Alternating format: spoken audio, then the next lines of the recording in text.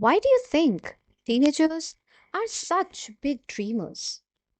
Is it wrong to dream big, even if the dream feels impossible?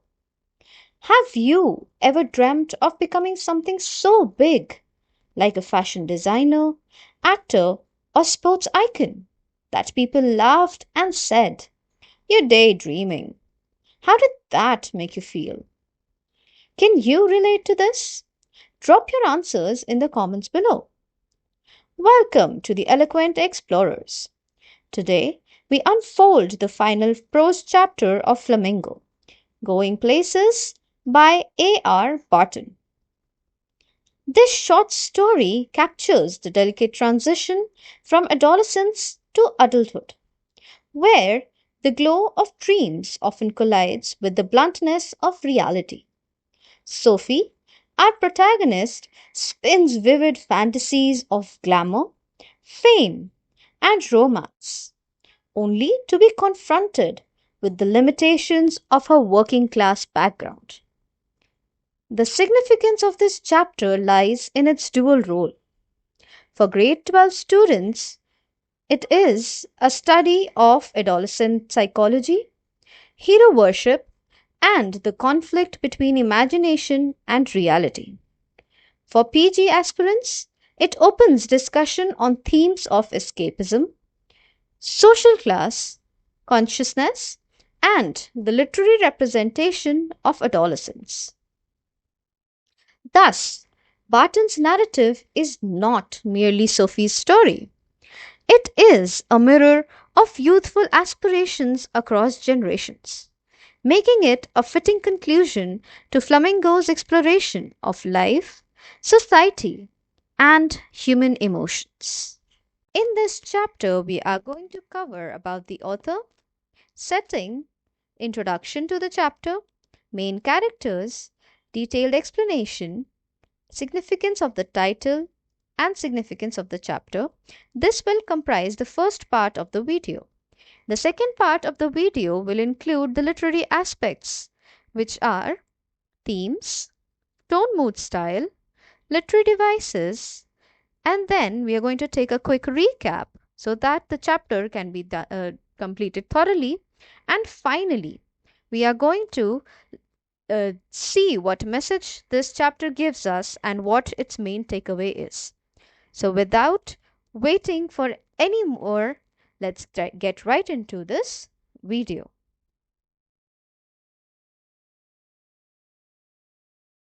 Behind every story, there's a storyteller. Let's get to know ours. A.R. Barton is a contemporary British writer who resides in Zurich, which is in Switzerland, and he writes primarily in English. There isn't much biographical data available for him, but this adds a certain mystery to his personality as an author. His works often deal with modern social issues, relationships, and the psychological conflicts of individuals, which we are all going to see in this story. In Going Places, Barton sheds light on the dream world of adolescence, especially the tendency of young minds to be carried away by fantasies, aspirations, and hero worship. Things that we all as teenagers have experienced sometime or the other. Through realistic storytelling, Barton captures the contrast between illusion and reality, making the reader reflect on how unchecked dreams can sometimes clash with the harshness of real life. So, through this story, um, we are going to understand the contrast between illusion and reality, between how we sometimes feel that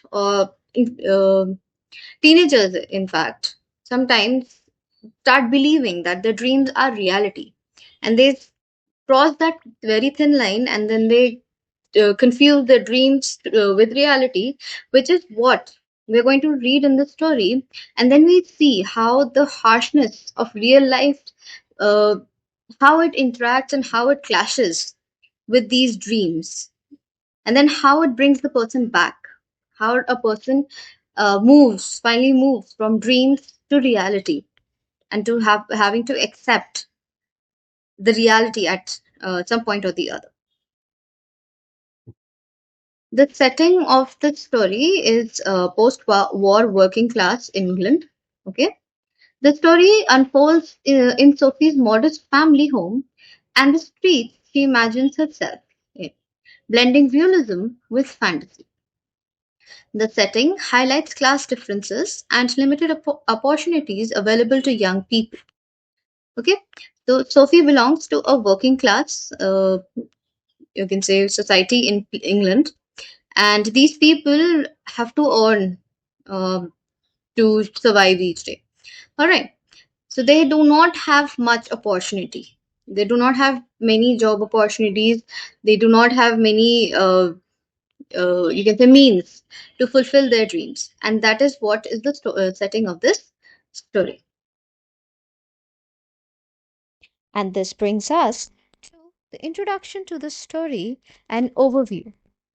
Going Places by A.R. Barton is a sensitive portrayal of teenage dreams, ambitions, and the irresistible urge to escape the ordinary. The story captures the inner world of a young girl who yearns for a life beyond her modest surroundings, with vivid contrasts between reality and imagination. Barton highlights the universal journey of growing up, where hopes often clash with limitations. It is a narrative that speaks to every reader who has ever dreamt of something more in life.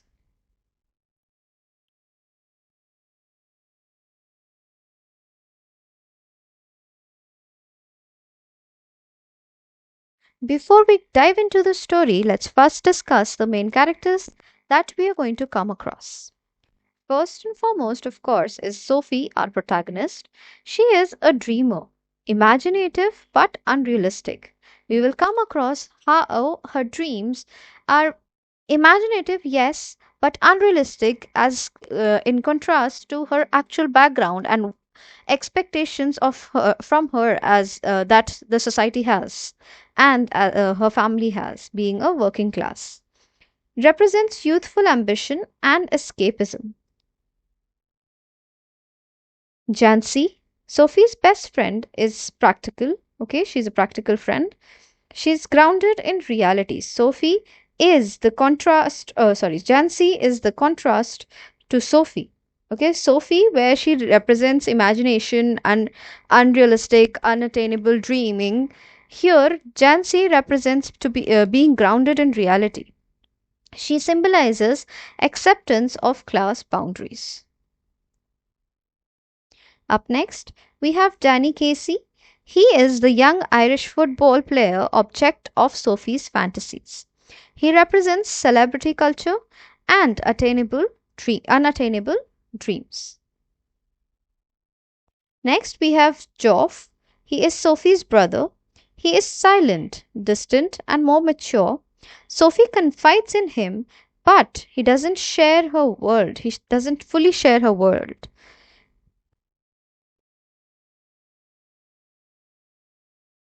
Geoff, her elder brother, is again a contrast to Sophie, who is very imaginative and who likes to talk a lot. She keeps building stories.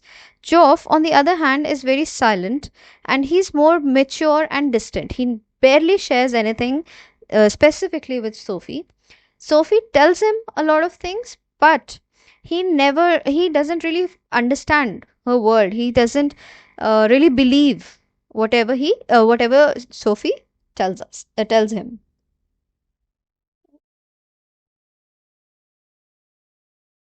Finally, we have Sophie's father. He is hardworking, skeptical, and practical. He symbolizes reality and limitations of working class life. Okay, so another main character here we have is Sophie's father, who is very hardworking, but he's skeptical. He does not really believe in everything he hears and has doubts. Has the doubts. He's very practical. Again, a contrast to Sophie. And then he symbolizes reality. Through Sophie's father, we also see the limitations of working class life. Let us now unfold that story and discover its layers.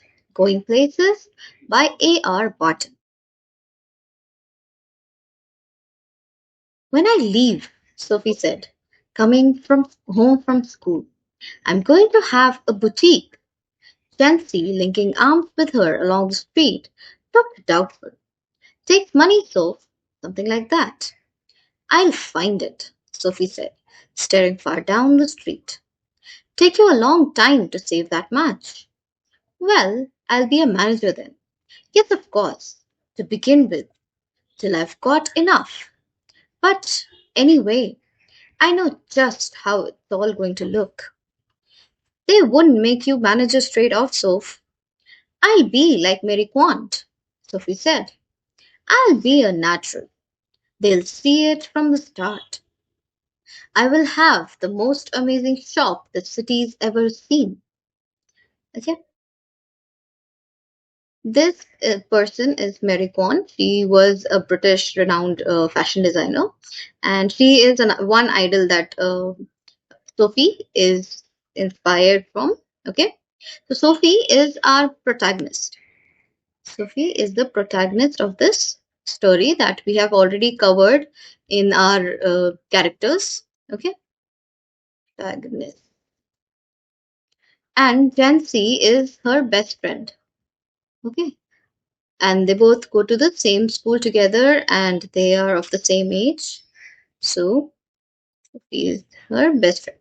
Okay, now the story opens with an introduction to how Sophie is involved in her dreams, in her dream world, in her imagination. Okay, so Sophie desires to open a boutique. All right, and Jansi, on the other hand, is you can say a contrast to Sophie in this first paragraph, where Sophie is imaginative. Okay, she's imagining. You can say, she is thinking about her future, and she is more into imagination.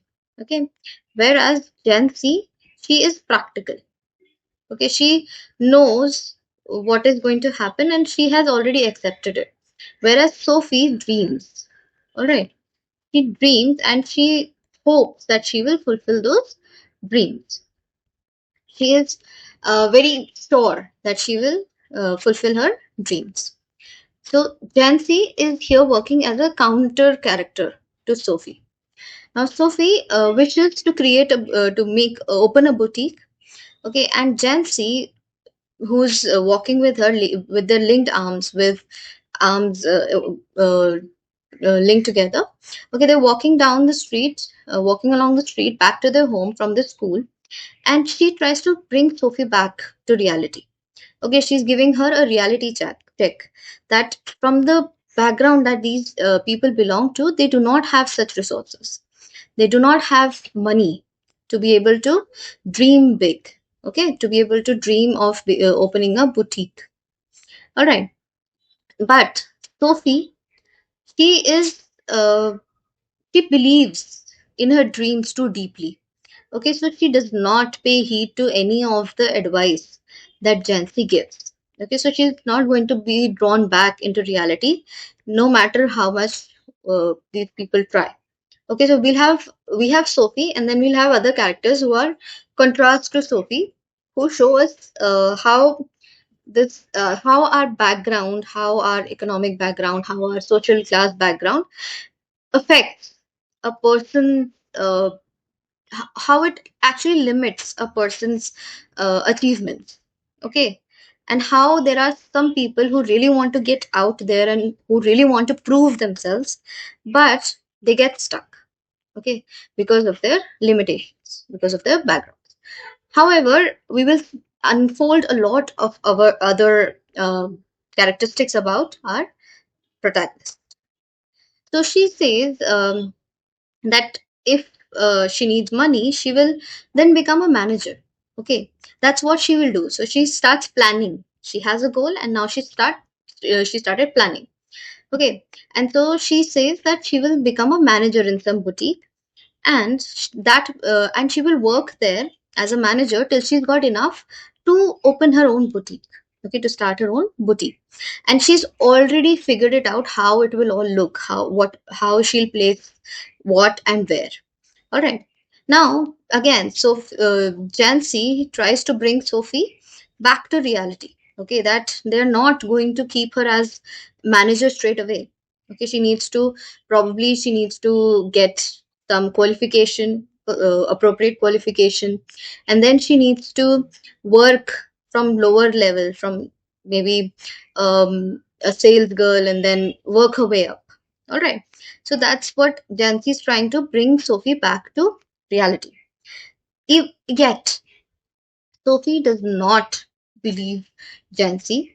Even though Jansi is a practical character, Sophie is still engrossed in her dreams. And then she very simply says that she will be like Mary Quant.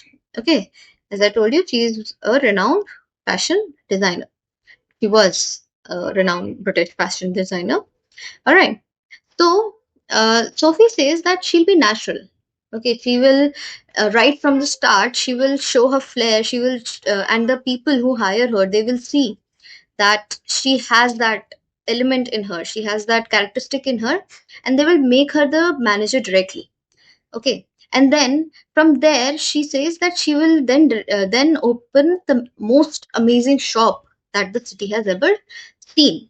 So she is now, weaving her dreams. Jansi, knowing they were both earmarked for the biscuit factory, became melancholy.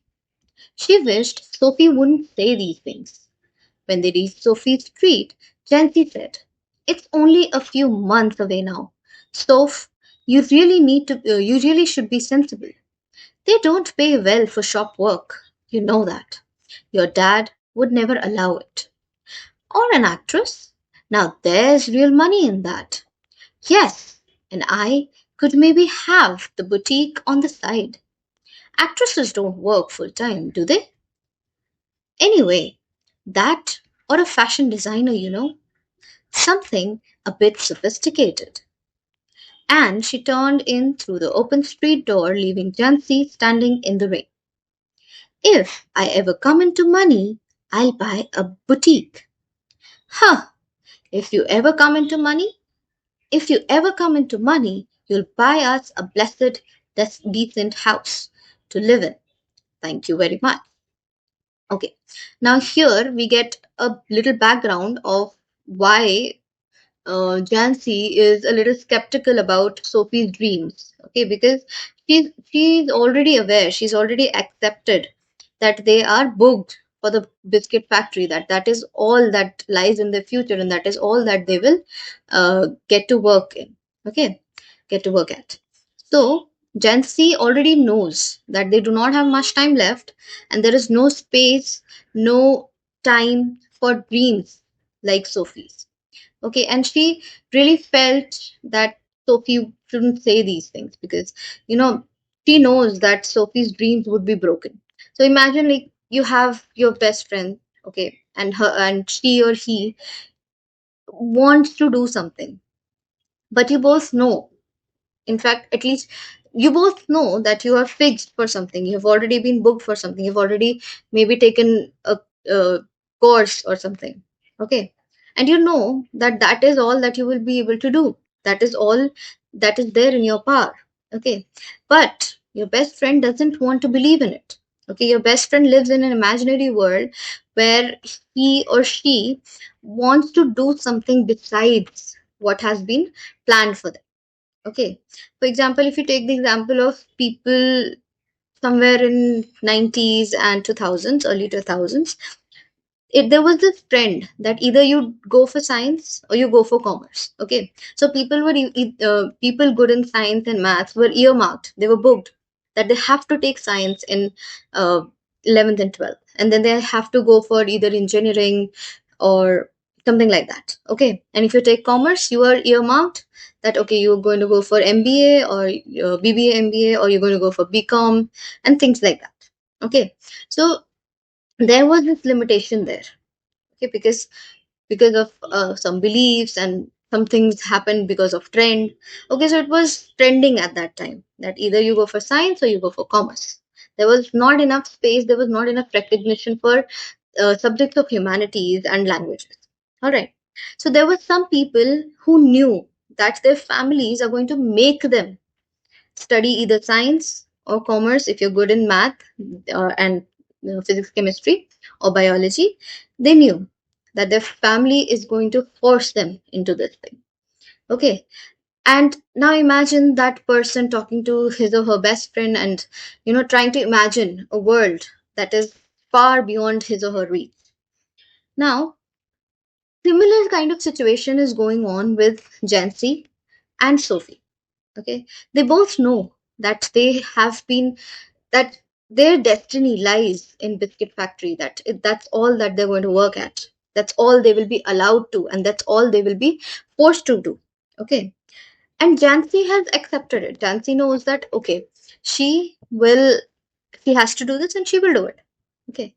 But she feels sad for Sophie because she sees that Sophie hasn't yet accepted her reality, and she tries to dream a kind of an impossible dream. Okay, so Sophie lives in an imaginary world. She lives in an imaginary world, in a dream world. Okay, so that is why Jancy feels sad and wishes that Sophie wouldn't say things like she wants to open a boutique, she wants to become an actor, or so and so forth. Now, when they reach Sophie's street, now Jancy reminds her that it's only a few months away now. Okay. And that Sophie should be really sensible. She should not keep dreaming about shop work and this and that because, of course, her parents are not going to allow it. Okay. They are middle class, they're working class family of England. And they belong to such a family and they know that they have to earn and they have only certain areas in which they can go and work. So their parents are not going to allow them to step out and do something else. Now, but Sophie does not pay heed to anything Jancy says. Okay, she is lost in her own world. She doesn't care what's going to happen. She doesn't care what she's been earmarked for or what she's been, what she's going to face in future. All she cares about is present. Okay, and in that present, she cares about what she wants to do, what she dreams to do. Okay, now, dreaming, one must think, is that bad? When I began this lecture, I asked this question from you all that is it bad? Is it wrong to dream of doing something, of becoming something beyond your uh, background, okay, and beyond what has been fixed for you? I don't think so. Okay. In my opinion, dreams, when you dream big, you try to achieve it. But what we will learn from Sophie here is that dreaming and not working for it is not going to give you anything. Okay. So if you say, for example, you say that you have a dream and you want to become let's say a soldier. Okay. You want to join army. You want to become a soldier, or you want to become a teacher, or you want to become a doctor, but you don't work for it. Okay. You're not going to get it. And that is what we will learn from Sophie, that uh, you know effortless dreams are not going to take you anywhere. Okay. Now here she does not pay attention and she now tells her that okay, fine, if not a boutique, if not short work, then I'll become an actress. Okay, so she says that okay, she can become an actress, that's another option. Now that thing earns money. Okay. And then she thinks, and still she's talking to Jancy, that actresses don't work full time. They don't need to work full time. Okay, so she's not aware of what goes into becoming an actress.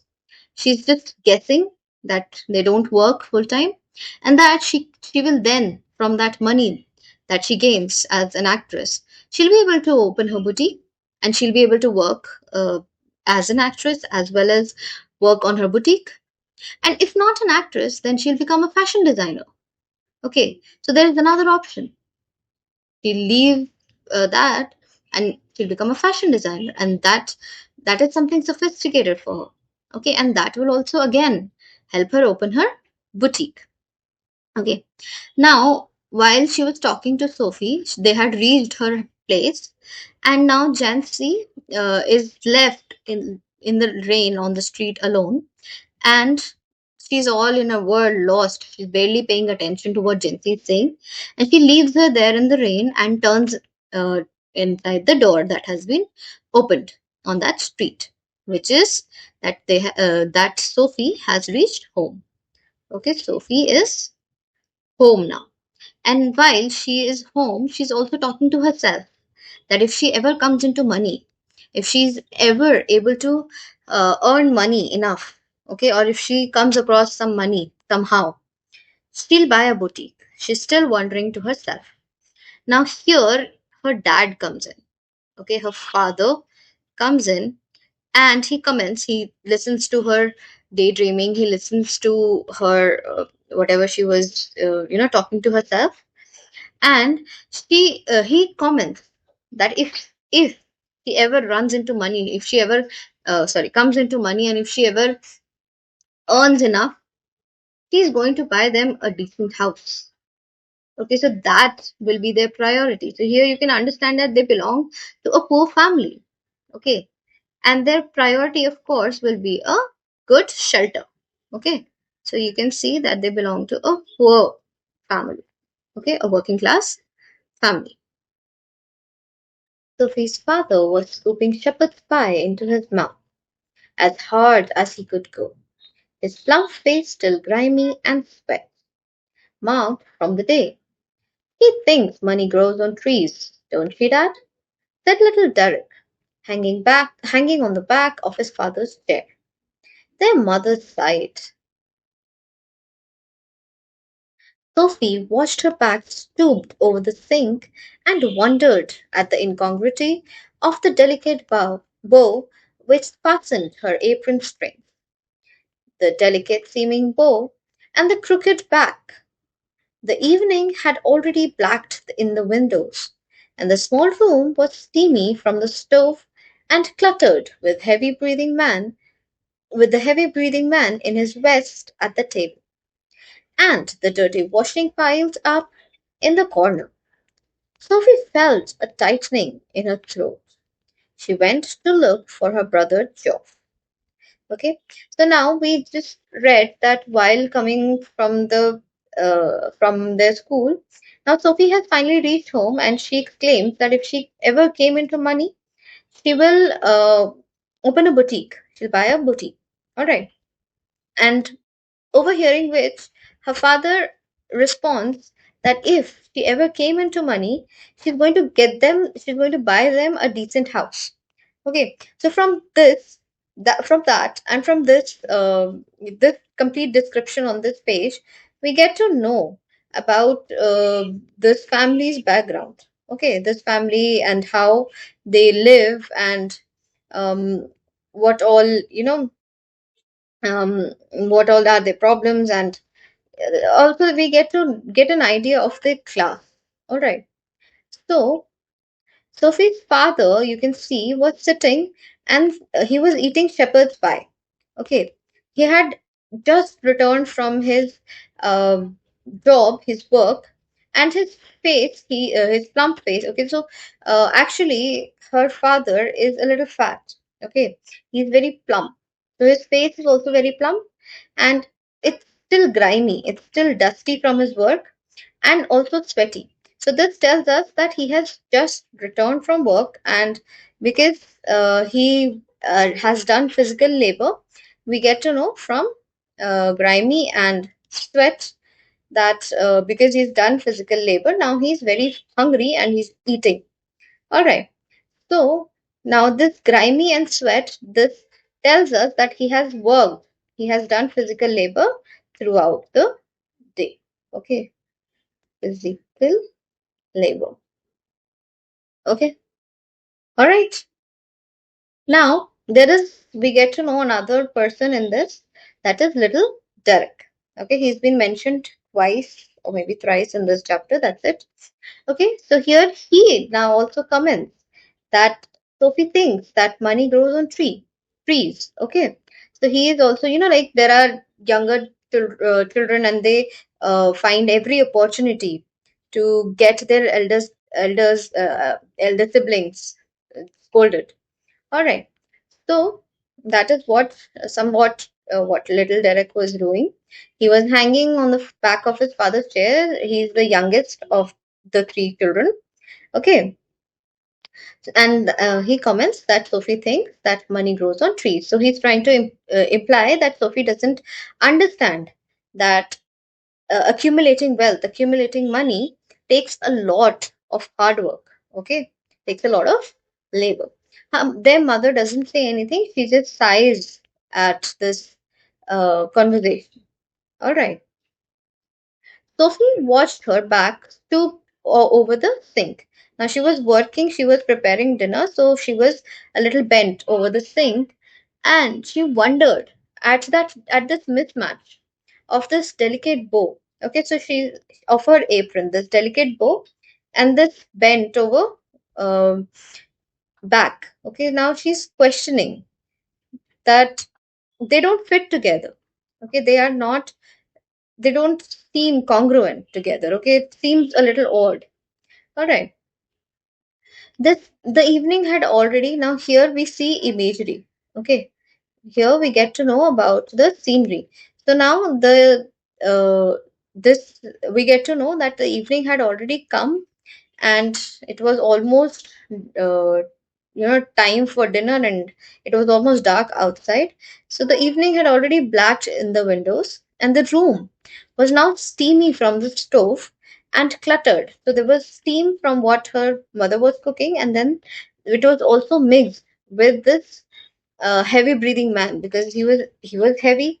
He was eating shepherd's pie, and also he was exhausted from his physical labor, so he was taking deep breaths. Okay, so that room that she had entered into was mixed with the heavy breathing of her father and the steam that was coming out from whatever her mother was cooking. Then she also sees that there was dirty washing, there were dirty clothes that were piled in the corner.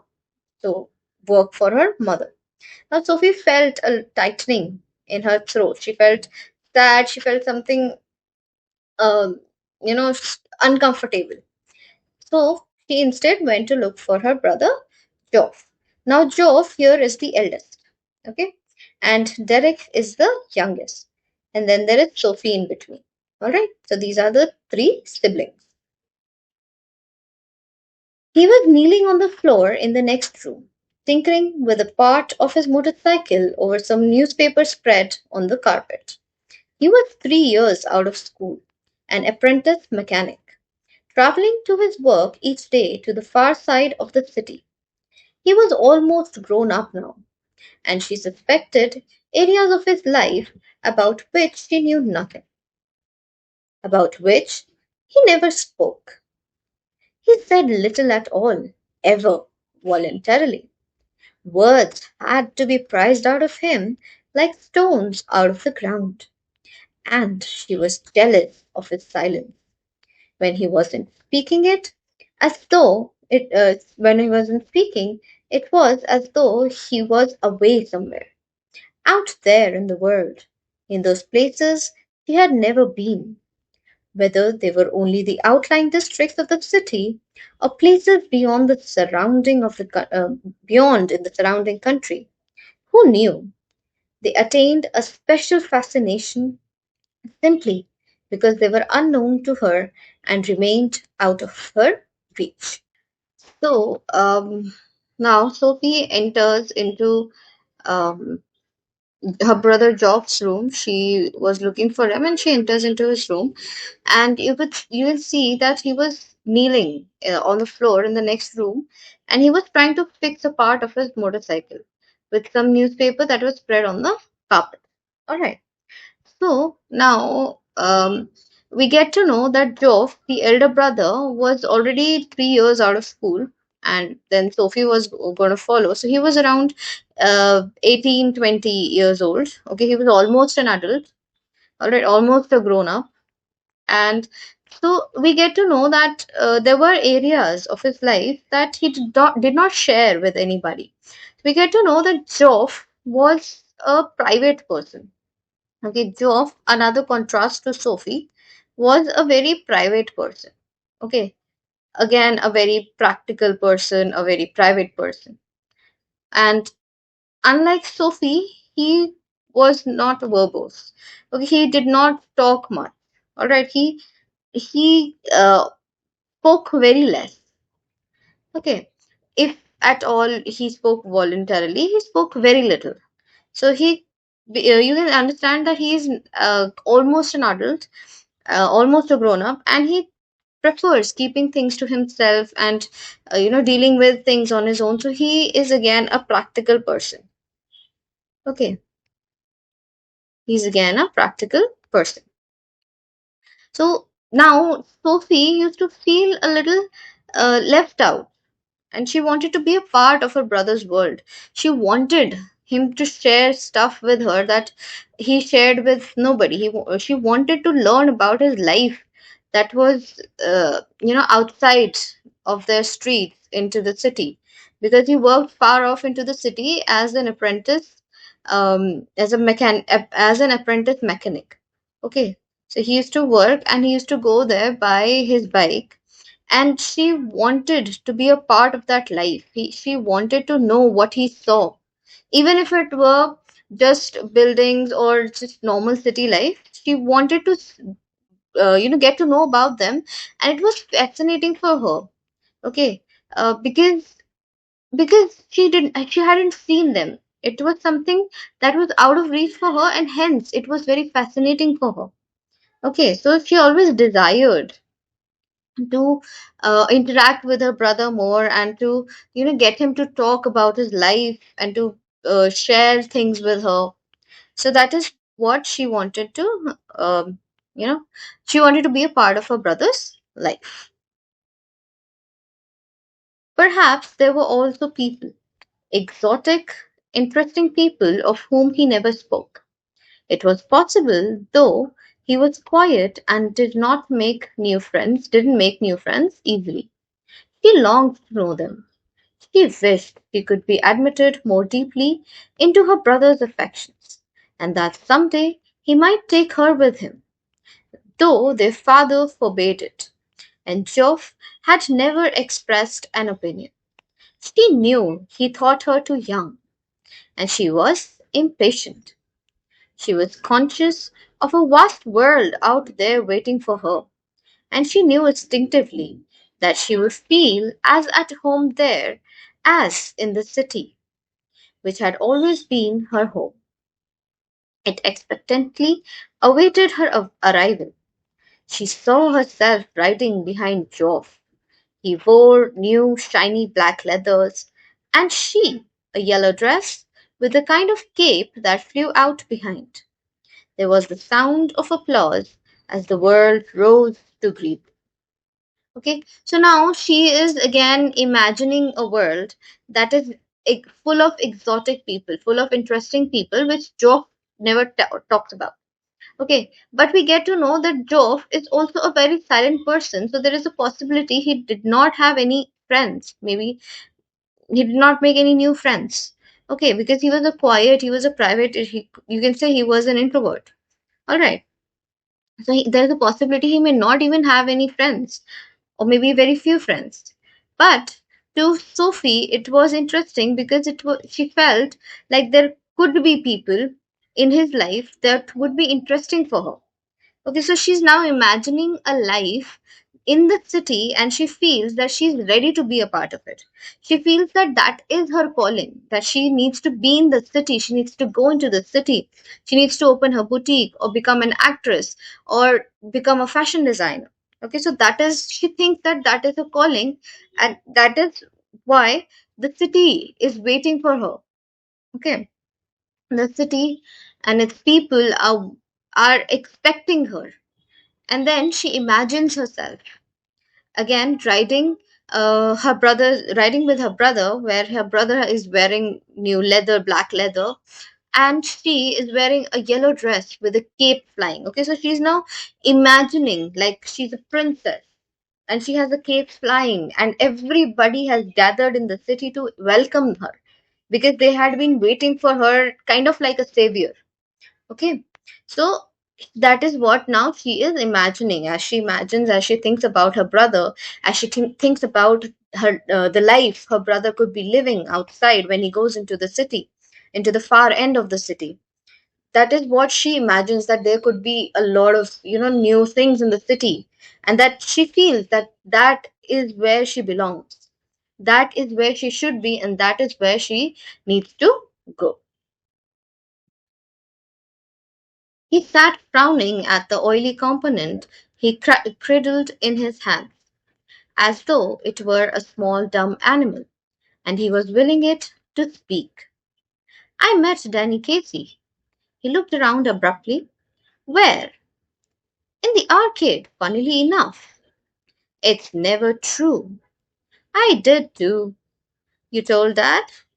She shook her head, chastened at his unawareness that he was always the first to share her secrets. I don't believe it. Okay. Now, what happens is that we get to know about the background of relationship between Sophie and Geoff, and what Sophie thinks about Geoff, and we also get to know what Geoff thinks about Sophie, that she's very young and she's very impatient. So he never he has never expressed any opinion about taking her into the city, and her father, she knows, will never allow it. Okay, so now we get to know now what happens is that uh, Geoff, we come back to the present. Okay, this was a little the last two paragraphs that we read, they were a little background. Okay, so they went into the, you can say, a little past. Okay, so we get to know the background, and now we've come back to the present, where Sophie has entered into the next room where Geoff is sitting trying to fix his bike, and he's looking, frowning at an oily component. There is a component in his hand, there is a piece of uh, that bike in his hand, machinery from the bike, and he's looking at it. He's frowning. He's a little angry at it, and and it looks like there is a small dumb animal, an animal that cannot speak. Okay, so it feels like there is a dumb animal, and he's looking at it so hard that he's trying to make it speak. All right. Now, out of nowhere, Sophie just enters and she starts the conversation with the statement, I met Denny Casey. Okay. So she's just starting a random conversation.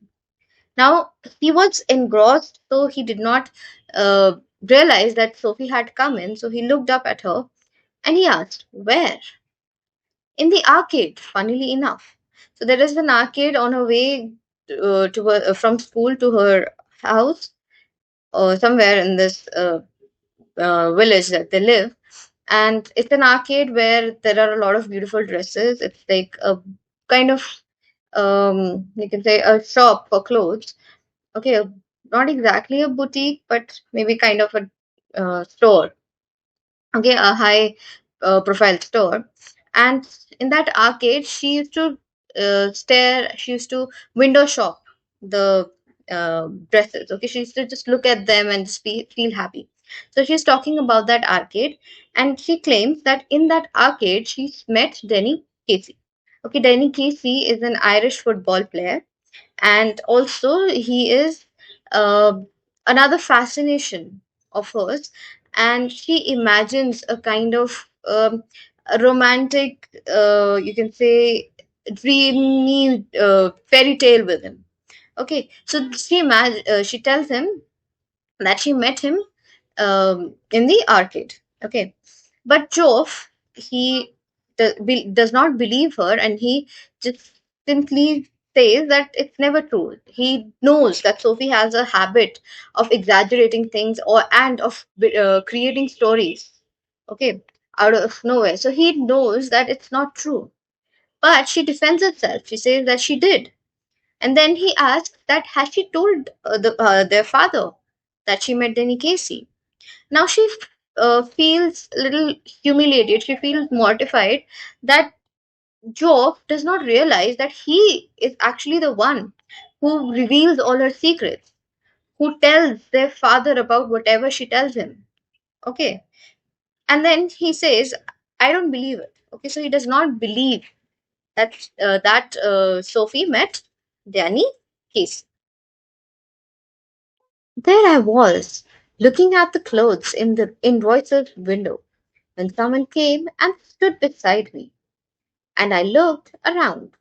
And who should it be but Danny Casey? All right, what does he look like? Oh, come on. You know what he looks like. Clothes too, I mean. Well, he has green eyes, gentle eyes, and he's not so tall as you'd think. She wondered if she should say about his teeth, but decided against it. Okay, so now she's trying to convince Geoff that she met Danny Casey. All right, so she tells him the incident as to what led to their meeting. So what happens is that she's looking at clothes in Royce's window. So Royce is the arcade that was talked about. Okay, it's the arcade of clothes. Okay, so now she tells him that she was looking at clothes in the window when she realized that somebody had come and stood beside her. Okay, and now she glanced at that person. She looked at that person. She, tried to recognize who the person was, and she realized it was Danny Casey. It was there. Uh, it was, uh, you know, that football player. Okay, now she's realized that.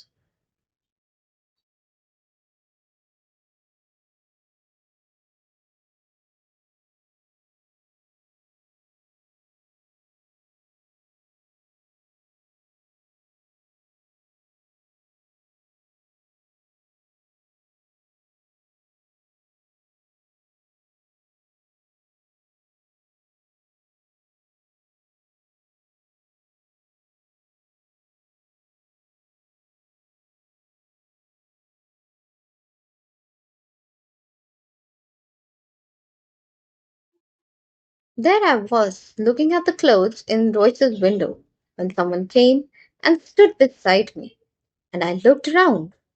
And who should it be but Danny Casey? All right, what does he look like? Oh, come on, you know what he looks like. Close to, I mean.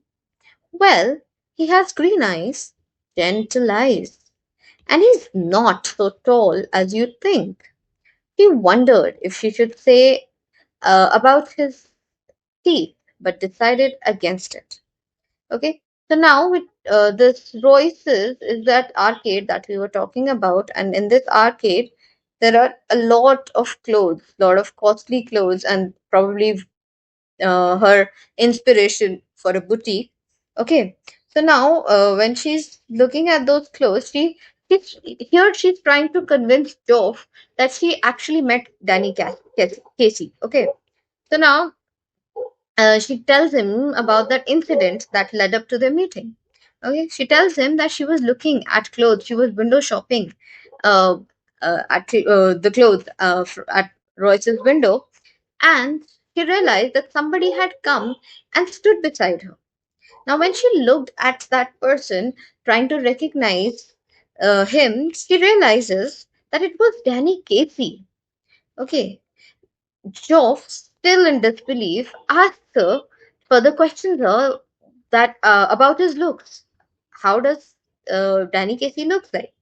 To which he responds that he looks like you know what he looks like because they uh, they watch the games every Saturday and whenever they take place. Okay, so she very lightly tells him that you know what he looks like.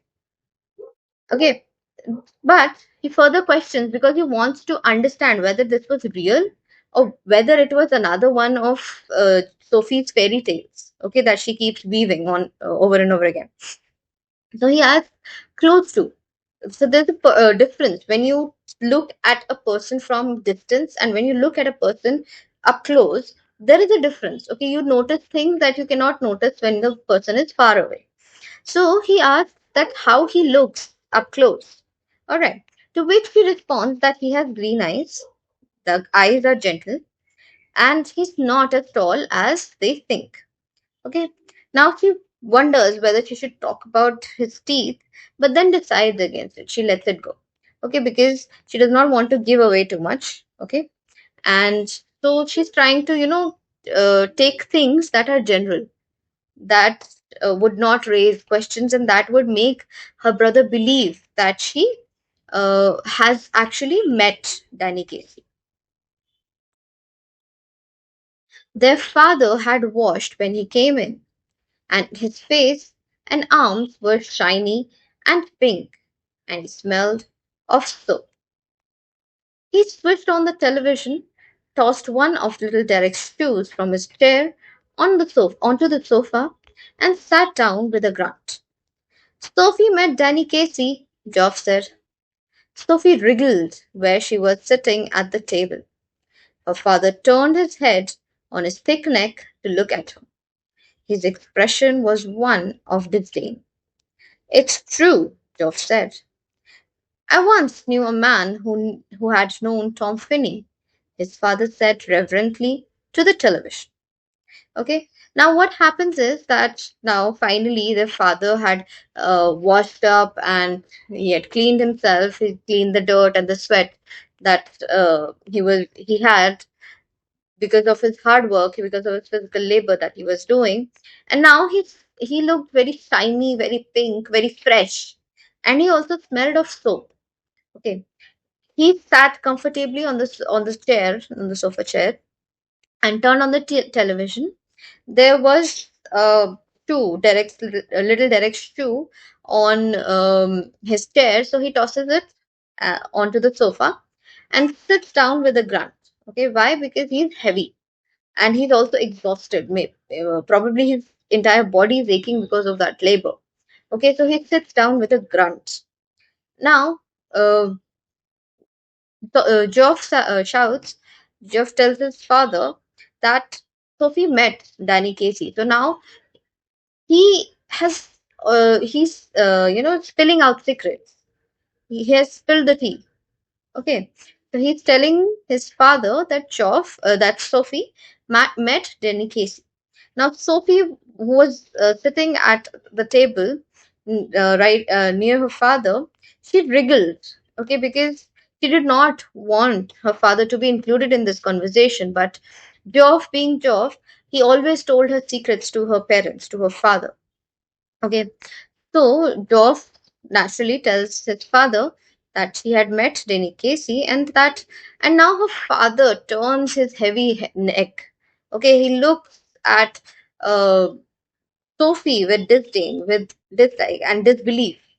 Okay, it's true, Geoff says. Okay, so now we get come to know that Geoff has started believing the story that Sophie was weaving. Okay, to which their father responds that he once knew a man who had known Tom Finney. Okay, so it's telling about his, like, this happens, no, when two people are in a conversation. One says, "Oh, I saw, let's say, Katrina Kaif today," and then the other one, who does not want to look, that does not want to be looked down upon, would say, "Oh, I had a relative who's who was friends with this person, or who was friends with, let's say, Anushka Sharma." Okay, so it's something like that kind of a situation.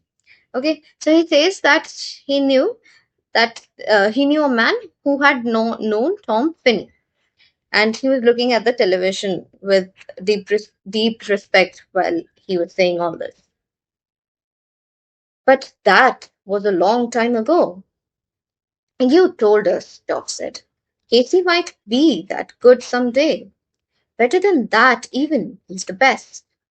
If he keeps his head on his shoulders, if they look after him properly.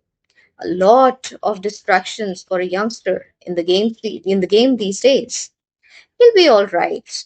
He's with the best team in the country. He's very young yet. He's older than I am. Too young, really, for the first team. You can't argue with that sort of ability. Okay, so here, from here till here. Okay. So now we get to know this conversation is happening between Geoff and his father. Okay, so they're both talking about Danny Casey. They have started off with this, and Geoff tells him that yeah, he knew about this man. His father had already told them that there was a man he knew who knew Tom Finney. Okay, and he was also a football player. Okay, and a good one at that. And now they compare to Danny Casey to this Tom Finney. Okay, so now this conversation has shifted to them discussing football and discussing people who have come and gone and who were good players. Okay, like if you take an example here, for example, you talk about, let's say, uh, somebody comes and says, "Oh, I met Virat Kohli," or "Oh, I saw Virat Kohli," and then uh, you have that conversation, and somehow the conversation shifts between comparison, shifts into a comparison between Virat Kohli and Sachin Tendulkar. Okay, so the older one would say that, "Oh, I knew a person who knew Sachin Tendulkar," and then they would start comparing the two. That's okay. Sachin Tendulkar was really good during his times, and then Virat Kohli is also very good, and he's younger, but he's doing well, and so on and so forth. So this is a conversation, something like that. Okay, so now Geoff tells him that Casey might be that good. Now he's comparing Casey to Tom Finney. Okay, so he claims that Casey might be that good someday because when he keeps playing, he's going to get there. He's going to get at that level. Better than that, even. He's the best. Okay, now his father, to which his father responds that yes, if he keeps his head in the game, if he does not fall prey to distractions, because there are a lot of distractions, because Danny Casey is still very young. Okay, he plays with a good team, but he's still very young, and young people tend to fall prey to distractions easily. All right, so his father tells him that if he keeps his head in the game, if they look after him properly and if they train him properly, of course he can even beat Tom Finney and he can become the best. Okay, to which Geoff responds that he'll be all right. He's the best. He's with the best team in the country. But then his father still says that he's very young yet. Okay, now Geoff says that he's older. Geoff is younger than Casey.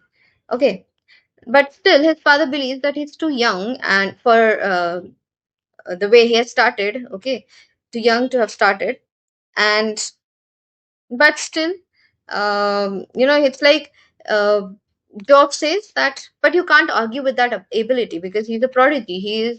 Even though he started young, we get to know that Casey is very good at his game. Okay, he's also considered the best at his game.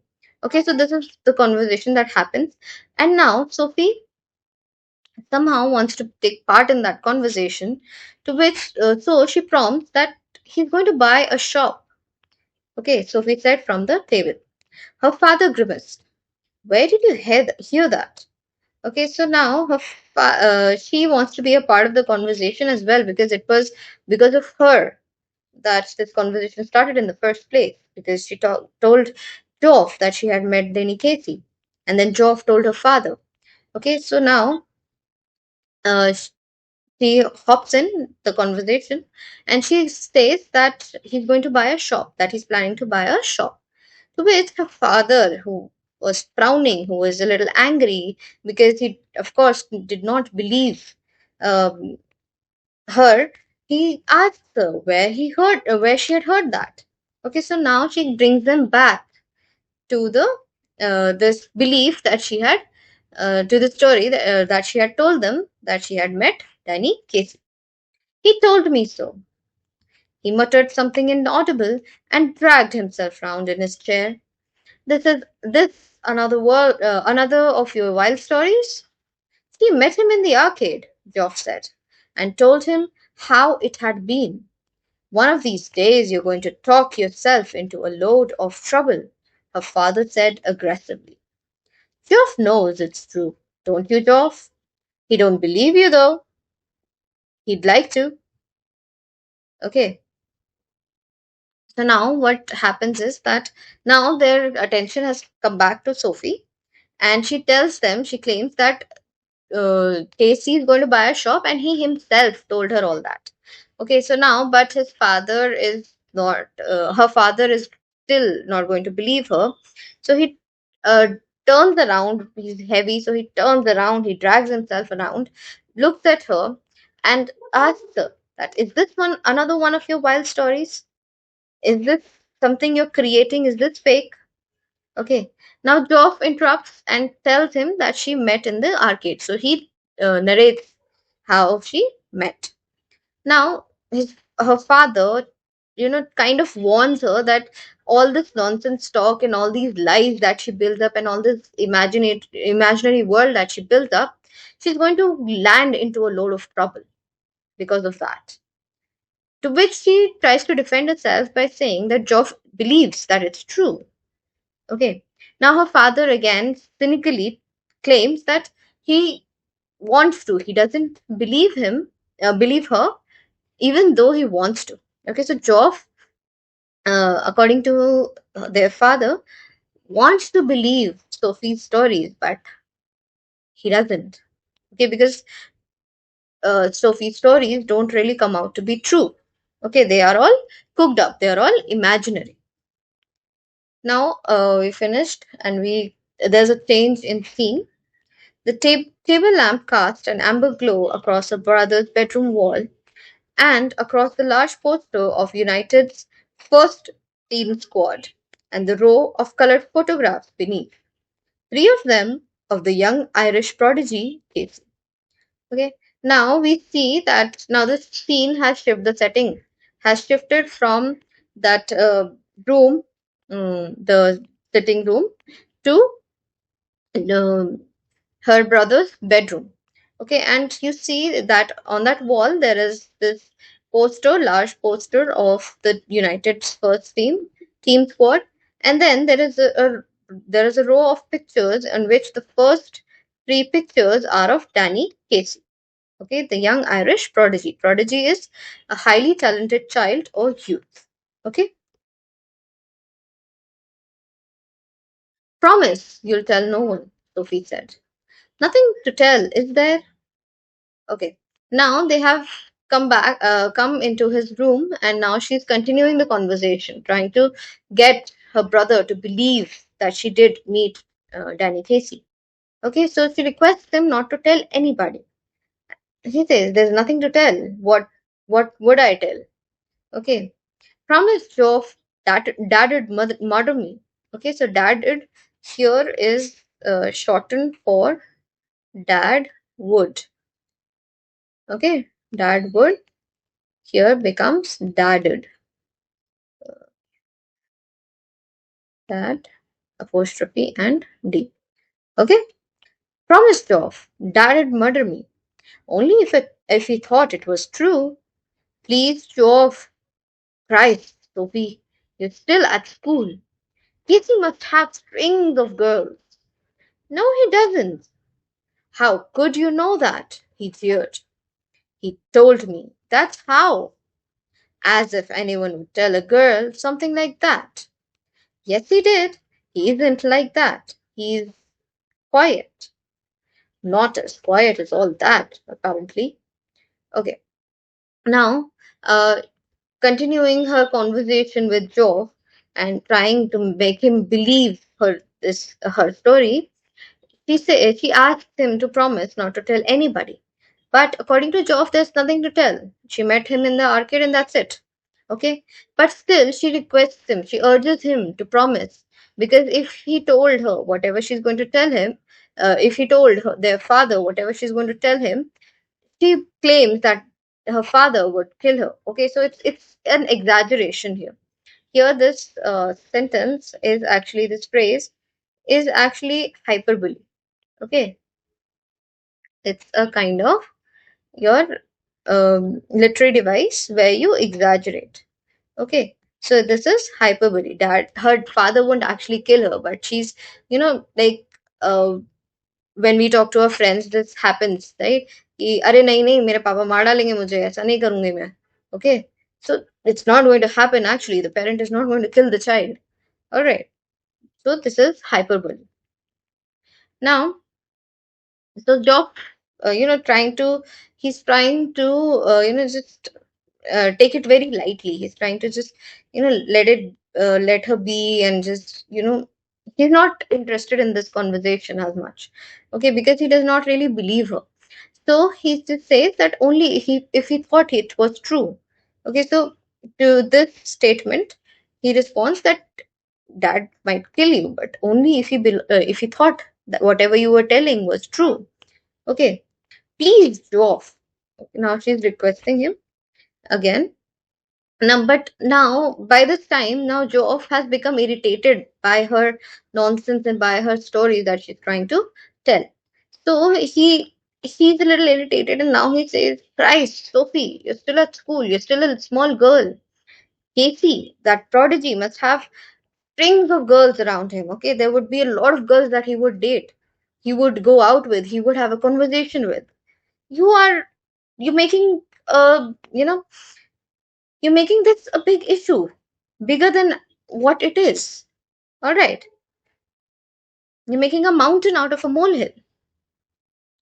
So, and now she claims that he does not have a string of girls. There are not no girls around him, and then there are no girls following him, and he's not involved in with a lot of girls. To which, very angrily, he Geoff responds, "How could you know that? How could you possibly know in one meeting that Casey does not have another other string of girls, that Casey is not involved with some other girls, okay, or he's not, you know, taking talking to other girls and all that." So she says that he told her. Now you can understand how innocent Sophie is. Okay, how naive Sophie is, that she's building all these stories, and she's, trying to convince Job to believe that she did meet this prodigy.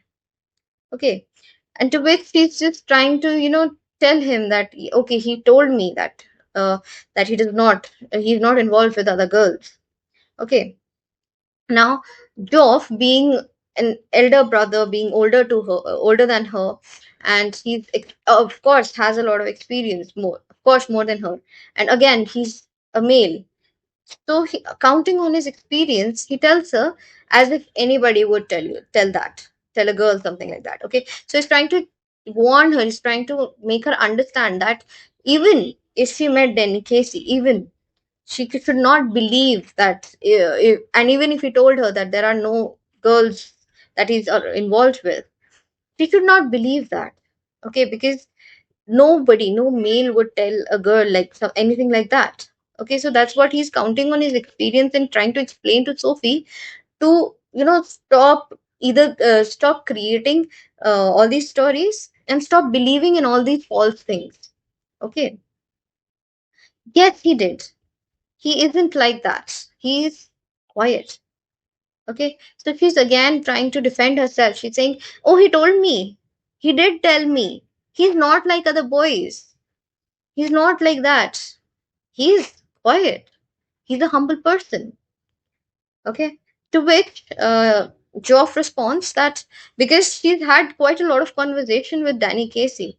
Okay, so if he were a quiet person, he wouldn't have really indulged in any conversation with her. He would have excused himself, he would have maybe avoided her, or maybe even not let her recognize her. Okay, so according to Geoff. So he makes that snark comment, not as quiet as all that, apparently. So here is trying to imply that he has already had a lot of conversation with her. So how can she claim that he is quiet? Okay. It was nothing like that, Geoff. It was me, spoke first. When I saw who it was, I said, "Excuse me, but aren't you Danny Casey?" And he looked sort of surprised and he said, "Yes, that's right." And I knew it must be him because he had the accent, like when they interviewed him on the television. So I asked him for an autograph for little Derek, but neither of us had any paper or a pen. So then we just talked a bit about the clothes in Royce's window. He seemed lonely. After all, it's a long way from the west of Ireland. And then, just as he was going, he said, if I would care to meet him next week, he would give me an autograph then. Of course, I said I would. Okay, so from this paragraph now, he is trying to explain that it wasn't Casey who came up to her, who approached her, and who started the conversation. It was actually she who did it. Okay, when she recognized that it was Danny Casey, she went up to him, she asked him, she confirmed whether it was Casey, and she did recognize him because of the accent, because of the way he spoke. Okay, so when she did recognize him, they immediately asked for an autograph for little Derek, but neither of them had any pen or paper. So it was a futile effort. So they ended up having conversation. Okay, they talked for a while. They talked about the clothes in Royce's window, and then he kind of felt that he was lonely. Okay, because he was very far away from his home. Okay, he was living in a whole other place that was far from his home because of his games. Okay, and then while he was leaving, he kind of proposed her to meet him next week, and then he would give her the autograph that she wanted. And of course, she agreed. So now she tells Geoff that he was the one who started the conversation. She was the one who approached Casey, and finally, before he was leaving, he had asked her on a date. He had asked her to meet again.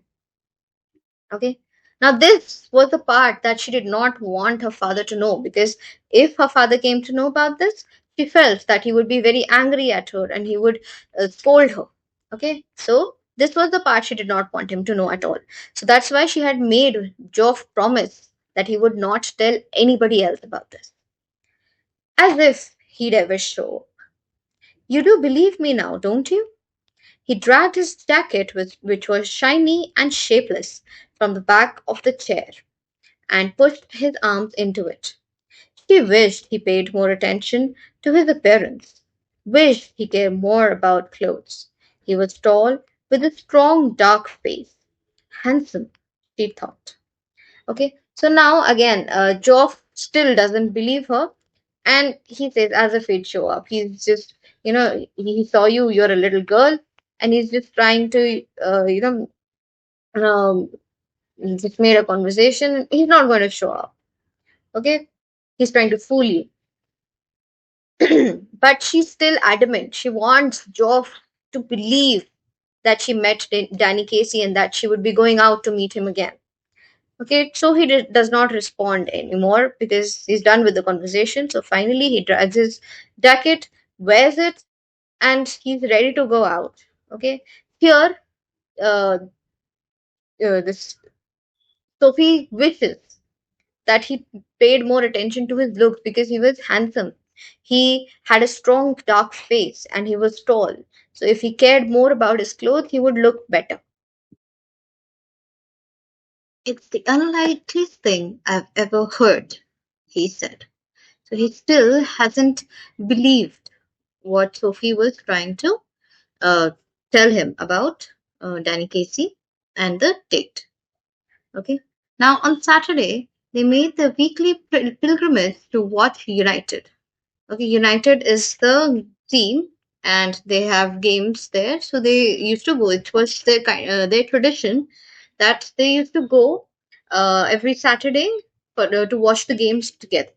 Okay, Sophie, her father And little Derek went down near the goal. That is, they sat near the field where the people were playing, the players, and Geoff, as always, went with his mates higher up. United won 2-0, and Casey drove in the second goal, a blend of innocence and Irish genius. Going round the two big defenders on the edge of the penalty area, with the father screaming for him to pass and beating the hesitant goalkeeper from a dozen yards. Sophie glowed with pride. Afterwards, Geoff was ecstatic. I wish he was an Englishman, someone said on the bus. Ireland will win the World Cup, little Derek told his mother when Sophie brought him home. Her father was gone to the pub to celebrate. Okay. So now on this Saturday, it's about a week has passed. Okay. Mhm. On Saturday, they went to watch their uh, made their weekly pilgrimage to watch United play. Okay, the team in which Danny Casey plays. So it is basically their tradition. Okay, that all these people they go every day except the mother, Sophie, her father, and little Derek, and Geoff. All of them they watch this game every Saturday. Okay, so now three people, Sophie, her father, and little Derek, they went and they sat on the lower side. Okay, and Geoff he went with his friends on the higher side. Okay, so you know how fields are. Okay, so it's something like this in a circular way, and then there are steps all around it. Okay, so the three, Sophie, her father, and little Derek, they sat near the ground. Okay, and Geoff he went up high to sit on the higher seat. Okay, on the higher stairs. Now, what happens is that United, which is Casey's team, they won 2-0. Okay, so that means United scored 2 points, and the other one, their opponent scored nil. Okay, they couldn't score anything. And the second goal was driven by Casey. So Casey was the one who shot the second goal. Okay, and here our author describes it as a blend of innocence and Irish genius. He went round the two big defenders on the edge of the penalty area with her father. Now, all this time while the game was going on, her father was screaming to pass the ball and, beating the hesitant goalkeeper. He was like, he was cheering for Casey and he was very enthusiastic.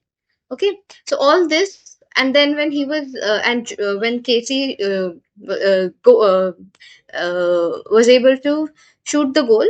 Okay, and when they won, now Sophie felt a glow of pride. Also seeing her father, she felt a glow of pride that they were all praising Danny Casey. Okay, and it was because of Danny Casey that they all won. Now afterwards, Geoff was also very happy. Ecstatic is very happy. Now, while on the way back, they were coming by bus. So, one of these people uh, on the bus. One of them comments that he or she wished that Danny Casey was an Englishman. Okay, so they wanted him to play for the English team. And then when Derek reaches home along with Sophie, he comments that Ireland will win the game because they're all actually praising Casey. So the motive of putting these two comments is to tell us that people are commending Casey on his work and they want him to go for the best teams, and they know that whichever team he goes into, that team will win. All right. So, little Derek is also very happy. Now, her father has gone to the pub to celebrate. Okay, so these two return on their own, and Geoff is also not there along with them. Now, we come to the next scene. The game is over, and now this is of next week. Next week, what happens? What's this you've been telling? About what? Your Geoff told our Frank you met Danny Casey. This wasn't an inquisition, just Jansie being nosy. But Sophie was startled. Oh, that! Jansie frowned, sensing she was covering. Yes, That? Well, yes, I did. You never did, Jansie exclaimed. Sophie glared at the ground. Damn that Geoff. This was a Geoff thing, not a Jansie thing. It was meant to be something special just between them, something secret. It wasn't a Jansie kind of thing at all. Tell gawky Jansie something like that, and the whole neighborhood would get to know it. Damn that Geoff. Was nothing sacred? Okay, so now she's thinking this in her mind. Next week, Sophie meets Jansie, and Jansie asks her that what is this that you've been telling your family? You've been telling Joe that you met Denny Casey. Okay, now she's trying to avoid having to talk about this because she does not want to talk to Jansie about this because Jansie is again going to spread this out about her going on a date or her meeting Granny Casey. She's going to spread it out uh, in the entire neighborhood, and everybody will get to know. And she did not want anybody to know about this. Okay, so now she, but she realized she was a little startled. But then she gradually realized that it was not an inquisition. It was not a long inquiry that she was going to hold. It was just that Jansi was trying to really get to know whether this was real or was it all woven up in her head, and it was another one of her wild stories. Okay, so that is what Jansi was trying to pry out. That Jansi was trying to uh, you know, understand. All right. It's a secret meant to be. I'll keep a secret, Soph. You know that. I wasn't going to tell anyone. There'll be a right old row if my dad gets to hear about it. A row? I'd have thought he'd be chuffed as anything. She realized then that Jancy didn't know about the date bit. Geoff hadn't told about that. She breathed more easily. The Geoff hadn't let her down after all. He believed in her after all. After all, some things might be sacred. It was just a little thing, really.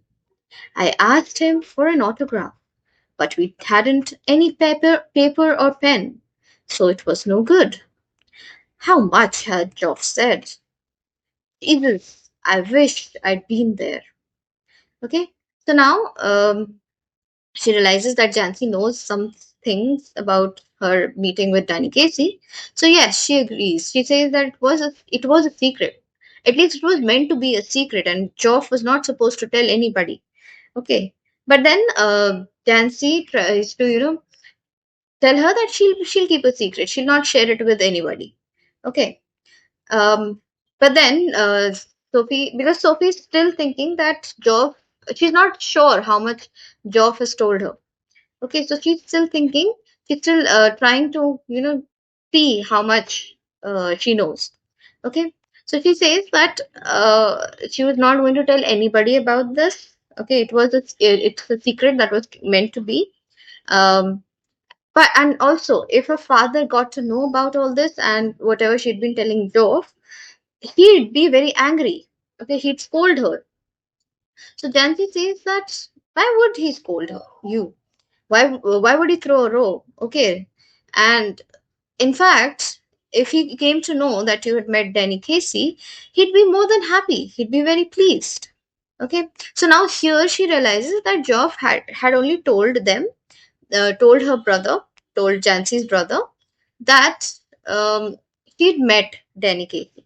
He had not told her about that part when Danny Casey had asked her to meet the next week. Okay, which is the week that's now going on. She breathes more easily. Okay, but she's now a little relaxed that finally Geoff had tried to believe her, and Geoff hadn't told them about this about her date part. Okay, so she was a little more relaxed now, and Geoff, she was happy that he hadn't let her down. He hadn't, uh, and then she believed that Geoff might also agree that some things are supposed to be kept a secret. They are not to be shared within everybody. Okay. And so she just tells her very casually that it was nothing. It was just that that she met him and she asked him for an autograph, but neither of them had any pen or paper.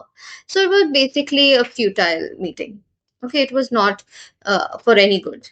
Okay, because she could not get any autograph.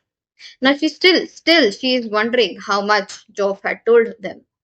Now Jansie claims that Jesus, she wanted to be there. Okay. So Jansie exclaims that she also wanted to be there and she also wanted to meet Danny Casey. So that's here you can see is how hero worship is being presented. Okay, both the girls they wanted to meet their prodigy, they wanted to meet their hero. Okay, and Jansie in her imagination has, and she's telling them all this story. Okay, so here we see the concept of hero worship in teenagers and adults. Of course, my dad didn't want to believe it. You know what a misery he is. But the last thing I need is queues of people round our house asking him, "What's all this about Danny Casey? He'd murder me." And you know how my mom gets when there's a row. Jancy said, hushed. "You can't trust me, Soph. You know that." Okay, so that's all that she told her. She did not tell her about the part that she's going to meet him again. Okay, probably thinking that if she told her Jancy one would spread it among the entire neighborhood, and two, she would ask to come along. Okay, so then that could create a problem. All right, so she just told her that yeah, she met Danny Casey. She told Geoff about it. Her dad heard about it, but he did not believe it. Okay, and then she's saying, "Oh, you know what a misery he is. He never believes anything." Okay, about whatever she tells. So, and then she also says, she also counters it by saying, "But then it's a relief that he did not believe, and it's a good thing." Okay, because people don't we don't want people coming in queues around our house and asking him what was all that about Danny Casey, because if people kept coming in, then it would be problematic, it would create problem for people, for them. And she explains that um, she's actually trying to ask Jancy not to reveal this secret to anybody, because then if people kept coming to her house, it would create a problem for her because her parents would not like it, and her father did not anyway believe it. So Jancy calms her down and tells her that don't worry, I'm not going to tell anybody. Okay. After dark he walked by the canal, along a sheltered path lighted only by the glare of the lamps from the wharf across the water, and the unceasing drone of the city was muffled and distant. It was a place she had often played in when she was a child. There was a wooden bench beneath a solitary elm, where lovers sometimes came. She sat down to wait. It was the perfect place, she had always thought so, for a meeting of this kind, for those who wished not to be observed. She knew he would approve. Okay, so here, first and foremost, he is Danny Casey. Okay, so now she is all prepped and ready and waiting for her meeting with Danny Casey. And this is an elm tree, so you can see how thick it is. Okay, and if you place you can say a bench underneath, it won't be visible easily. Okay, so that is why she chose such a place. And after dark, she walked by the canal, uh, trying to create this scene that she's meeting Danny Casey, and she won't be recognized and she won't be seen by anybody because she wants to keep that a secret. Okay, she does not want anybody of from her neighborhood to get to know, to see their meeting. Okay, and then because that would create a chaos, and her parents and all would be angry, and it would be problematic for her. Okay, so after dark, she walked along. She walked by the canal and along a sheltered path, and it was only uh, lit up by the glare of lamps that were coming from the wharf across the water. Now, wharf is basically a place, a level quayside area to which a ship may be moored to load or unload. Okay, so it's a place where ships are, they come in and they are moored, they are tied over there. Okay, so that people can load or unload stuff, the cargo. Okay, so, and the unceasing drone, the loud noise of the city was very muffled and very distant. So she was in a very quiet place. Okay, try to imagine a very quiet place, a very calm place, a place with very less people, and that is why she believed that it was a perfect place for their meeting. Okay, a meeting of the kind where she did not want anybody to recognize either of them. Okay, so, and all this she's thinking on her own, that she was that this meeting, this place was perfect for the meeting, and that place had also been a place where she used to play while she was a child. All right. For some while waiting, she imagined his coming.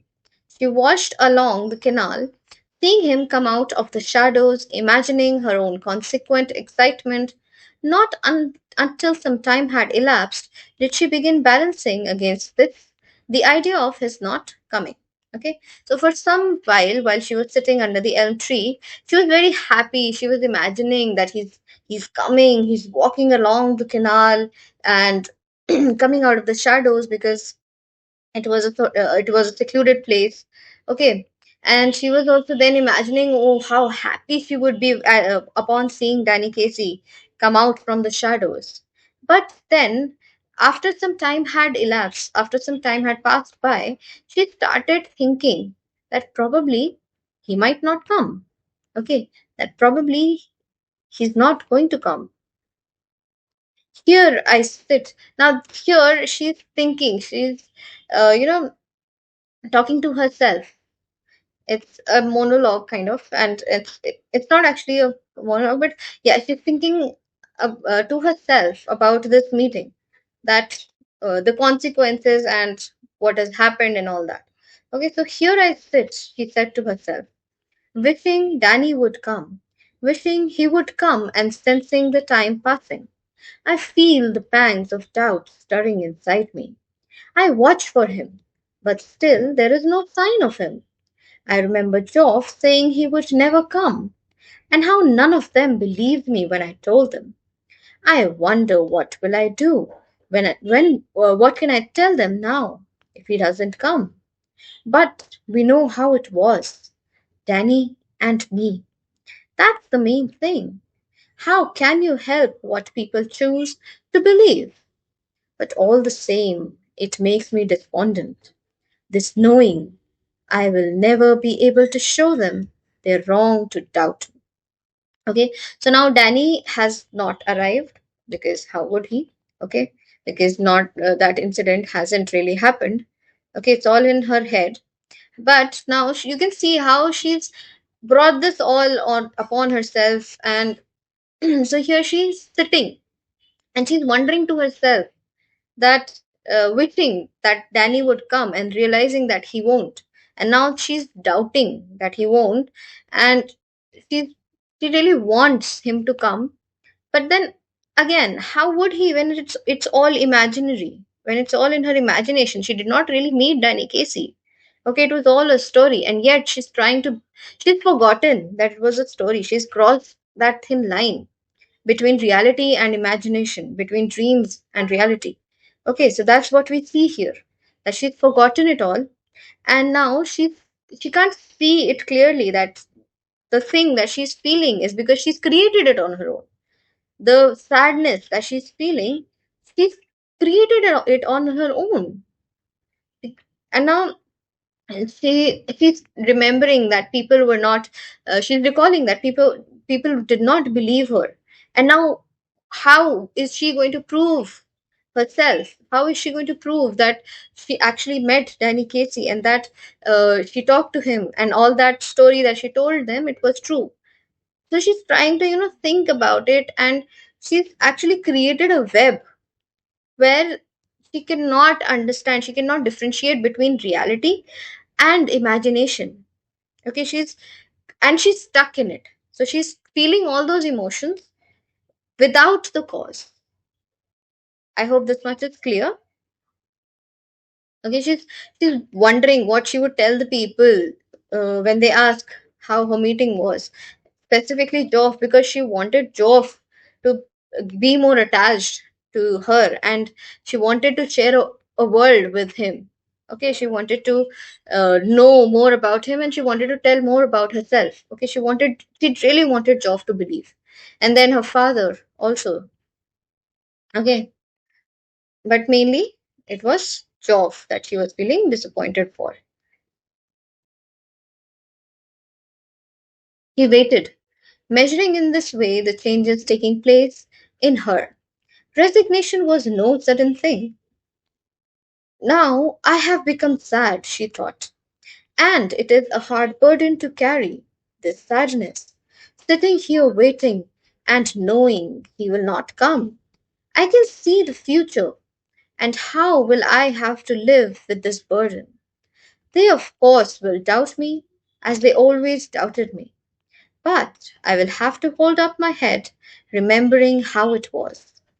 Already I envisage the slow walk home, and Geoff's disappointed face when I tell him he didn't come, that Danny, and then he'll fly out and slam the door. But we know how it was, I shall tell myself. Danny and me. It's a hard thing, this sadness. She climbed the crumbling steps to the street. Outside the pub, she passed her father's bicycle, propped against the wall, and was glad he would not be there when she got home. Okay, so now she is uh, so engrossed in this uh, story that she had created about meeting Danny Casey that she's now seeing. She's able to measure the changes that are taking place in her. She was so excited, and then she was doubtful, and now she's very sad, and she's resigned. Okay, she because resignation is not was no sudden thing. It simply tells us that she's now finally understanding that finally believing that Danny Case is not going to come. Okay, and she's sad because she feels that the promise that Danny Casey made to her is now broken, and he's not kept his word, and now he will not come. Okay, so she's sad. She's talking to herself and saying that she's sad, and that sadness is a hard burden to carry. Okay, and then she talks about having to sit there and waiting, and wait, and then realize that the person she was waiting for is never going to turn up. Okay, and then she feels disappointed for specifically for Geoff, because she realizes that Geoff is going to be disappointed in her. Okay, so she feels sad for that incident also, and then she's trying to you know see a future in where she will tell him that Danny Casey never turned up. And then Geoff, she believes she's realized will never believe anything she says after this. Okay, and anyway, nobody believed her. Okay, so this she will have to now live with this pain that nobody is going to believe her ever. Okay, and that everybody is going to doubt her now. But then she consoles herself by saying that only she knows how it was between Danny Casey and her, and that only she knows that the meeting was real. Okay. And then she finally gives up, she resigns, she gets up, climbs the steps, and now she heads back home. On her way home, she sees that her father's bicycle is still outside the pub, so there is one relief that he will not know that she is coming very late and from where she is coming. Excuse me, but aren't you Danny Casey? Coming through the arcade, she pictured him again outside Royce's. He turns, reddening slightly. Yes, that's right. I watch you every week with my dad and my brothers. We think you're great. Oh, well, now, that's very nice. I wonder, would you mind signing an autograph? His eyes are on the same level as yours. His nose is freckled and turns upwards slightly, and when he smiles, he does so shyly, exposing teeth with gaps between. His eyes are green, and when he looks straight at you, they seem to shimmer. They seem gentle, almost afraid, like a gazelle's. And you look away. You let his eyes run over you a little, and then you come back to find them slightly breathless. Okay? Now she's imagining her first meeting with Danny Casey, where she started the conversation, asking Danny, confirming whether it was Danny Casey, and then she compliments him and asks for an autograph, but and tells him that they watch his game every week, and her dad along with her brothers. Okay, they watch the game every week, and they think that uh, Danny Casey is great. He's a great player. Okay, so all this makes Danny Casey. She's picturing that. She's imagining that she has met Danny Casey, and she's imagining her first meeting with Danny Casey, and how when she compliments him, he feels a little shy. His eyes are on the same level. He's almost of the same height, and he's looking at her. He's he smiles at the compliment, and but she's shy about it. Okay, and she thinks about his teeth, how the teeth have gaps between, and his eyes are green, and when he's looking at her they're shimmering. So she again feels a little embarrassed, a little blushed, a little shy, and she looks away. Okay, so that is all that she's imagining, that how when he would look at her, and she looked away, how he had looked at her and she had looked away, and she'd let him see her properly, look at her properly, and then his eyes were very gentle and like a gazelle. So this is a gazelle. Okay, it's a very beautiful uh, member of the deer family, and it has very beautiful eyes, very shiny, very shimmery eyes. Okay, so she's compared his eyes to gazelle's eyes. Okay, and then she imagines how he would look at her. He had looked at her in that first imagination, and you know how he she let him look at her a little, for a little while, and then when she looks back at him, his eyes are a little breathless. That means he kind of become fond of uh, Sophie. Okay, so this is how she's imagining that her meeting had gone, which really hadn't happened.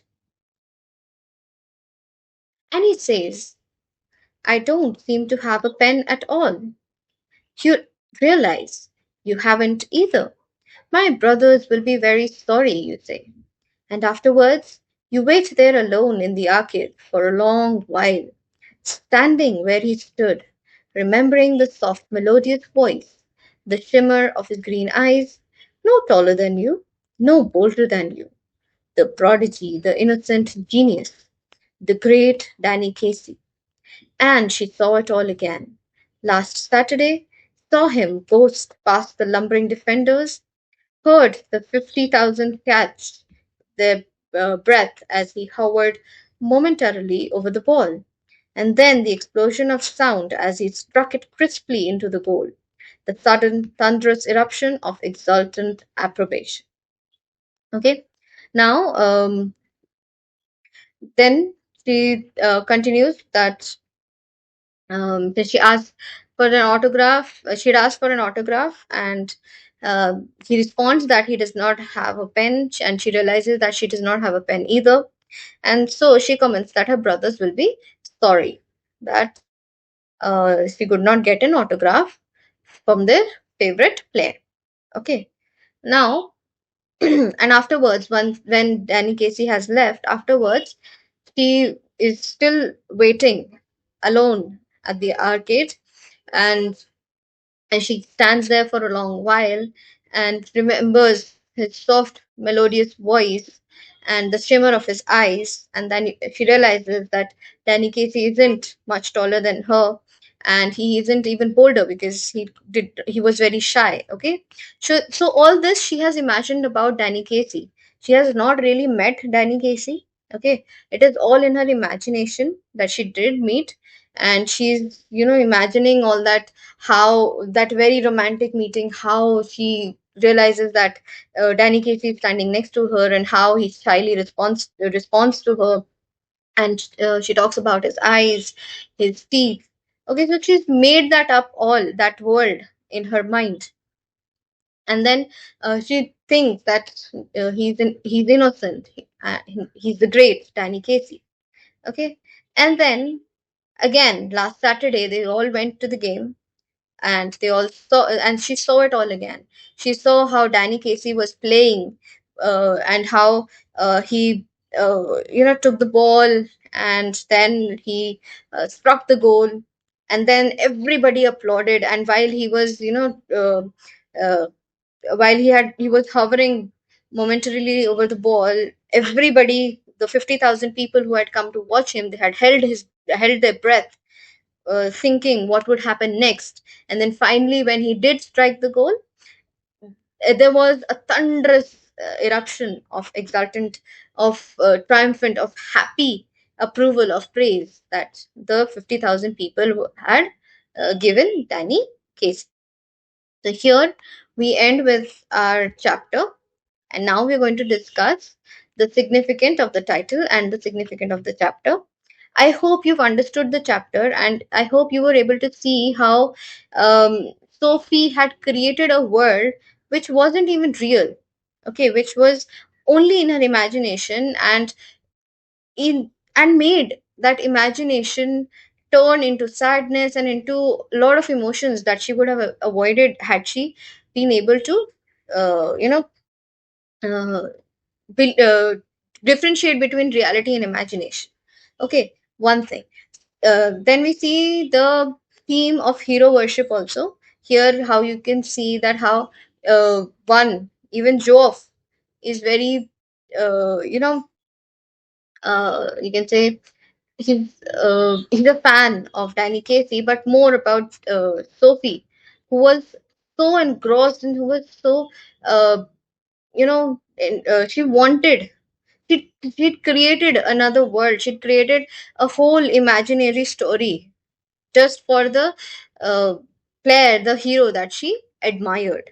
Okay, so these were the themes that were discussed here, and that is the story here that we see. Okay, there is one more thing that has been discussed here, which is that in the start, when she talks about her dreams, okay, if she works hard, there is a possibility that she will achieve those dreams. Okay, but she's more into creating an imaginary world, and into creating a world of where she has met Danny Casey and all that. Okay, so I hope the chapter is clear to you.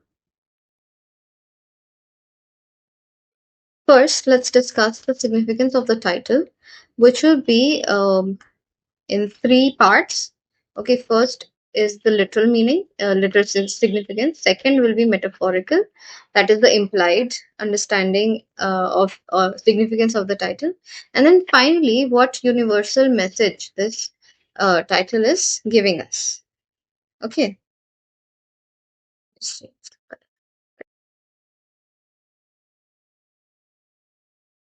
All right.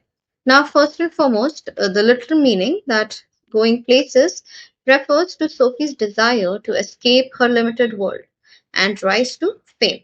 Okay, so going places means she wants to go places. Like she wants to go to the city, she wants to go, and she wants to cross her limitations, and she wants to open her own boutique, or become a fashion designer, or become an actress. Okay, So that is the literal meaning, that going places means that she wants to go somewhere. She wants to leave behind her limitations. She wants to leave behind her background, and she wants to go and do something. Okay, so that's the literal meaning. That is her desire.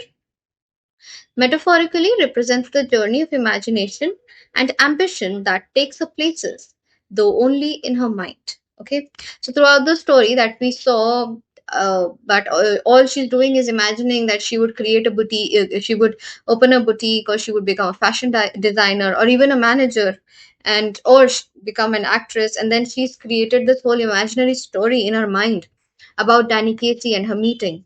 Okay, so all this is, metaphorically, the title Going Places is representing that journey that she underwent in her mind, that journey of the imagination. Okay, where she was going places, like she was becoming a fashion designer, and she was becoming an actress, and but it was all in her mind. Okay, so that is the metaphorical significance of the title.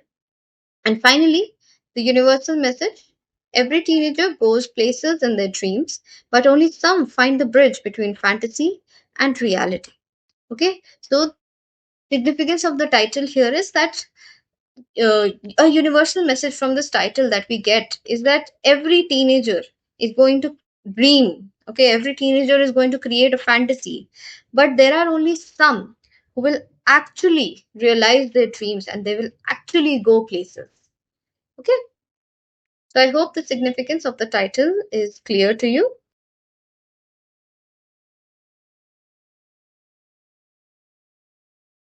Significance of the chapter: first is the theme of adolescent fantasy. Okay, this story highlights how teenagers like Sophie often dream beyond their social and financial realities. It reflects the natural human desire to escape ordinary life. Okay, so first significance of the chapter is that it teaches us that it is a natural human tendency to create fantasies, to escape realities.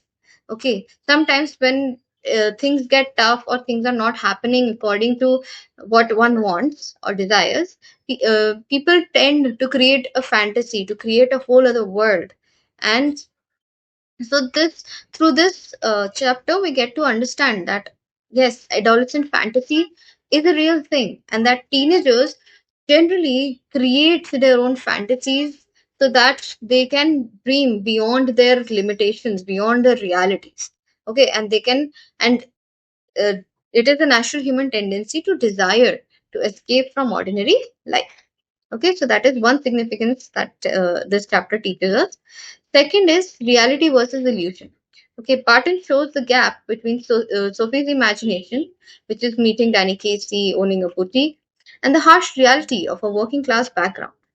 This makes the reader reflect on the importance of balancing dreams with practicality.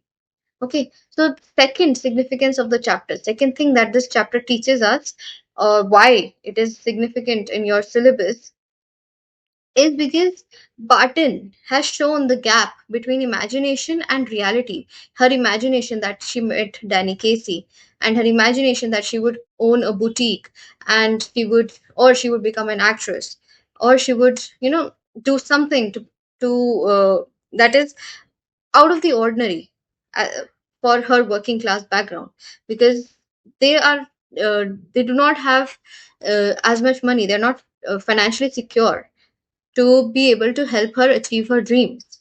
Okay, so this basically tells us how important it is to reflect about on balancing dreams with practicality, as to it's not just life is not just about dreaming.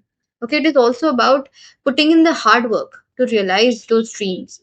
So you have to balance the illusion with reality. Okay, now then, class and social contrast. The setting of a poor household contrasts with Sophie's aspirations of glamour and success, symbolizing the struggles of many working class youth who yearn for upward mobility. Okay, so now this setting that that Barton has shown us, this kind of tells us that how difficult and how limiting it is for for children, for youth, to achieve their dreams, to dream and then to achieve their dreams. Okay, how it limits and how it makes them struggle um, to achieve their own dreams. Okay, specifically for those who wish, who yearn, who desire to do something other than the limitations, outside the limitations of their background. Okay, so that is another thing that we get to know from this chapter. Next is it is universally relevant. Okay, universal relevance. So this is not just a story about Sophie. It speaks for countless young people who idealize celebrities, fall into daydreaming, and try to escape the monotony through imagination. So it's not just Sophie. Through Sophie, we get an insight into a lot of teenagers' lives. That there are a lot of people, there are a lot of teenagers who dream, who imagine, and then who fall prey to daydreaming, and then they just try to escape their realities, their monotony, their way of life through imagination. Cautionary message. This chapter is also a cautionary message. Okay, it subtly warns that unbridled fantasies without hard work may lead to disillusionment, but at the same time validates the need for hope and ambition in life. Okay, so this chapter is also a caution, is also a warning for people, for specifically for teenagers, that unbridled dreaming, that fantasies without hard work are not going to take you anywhere. They will only lead you to disillusionment, where you will get separated from the world, and you will not be able to achieve your dreams. Okay, and then on the other hand, it also validates that one must hope, one must dream, so that they have an ambition in life. All right. So this is both a cautionary. This is a cautionary message for both, that one, you should be very careful while you're dreaming. That only dreaming, only imagination is not going to take you places. It's not going to help you achieve your dreams. And second thing, it is okay. It is vital to dream, so that you can achieve your dreams. You can become what you want to. You can have an ambition and you can work on it. You can have a goal and you can work on it. Okay, so this is the significance of the title and the chapter. Now, in this section, we are going to discuss the literary aspects of this chapter. We will start with themes first. The first theme is dreams versus reality, which I have explained in great depth in the entire video. However, you can still see that throughout the chapter, we can see how Sophie's dreams have been shown to be clashing with reality. Okay, so the first theme, dreams versus reality. Second is about class and social mobility. Okay, so class, we see that they belong to the working class, and therefore their social mobility is also impacted by that, because when they belong to a certain caste, they have some limitations. All right, so that is why there is class and social mobility, that they are limited to where they can move. Okay, escapism, very in depth shown by Sophie, when we see how she is not even ready to acknowledge that she will have to end up working in that um, in the factory. Okay, so there is escapism. She is escaping from whatever her future holds. Okay, by daydreaming, by creating illusion, and being completely disillusioned. Next is adolescence and identity. Every we see some aspects of adolescence, and then we also see how how children are trying to create their identity at this time. Finally, hope versus disillusionment. Okay, so she hopes to become an actress. She hopes to become, to buy a boutique and to open her own boutique. Yeah, but she is disillusioned. She is in such kind of illusion that she's actually far away from reality, and she's in a whole other world.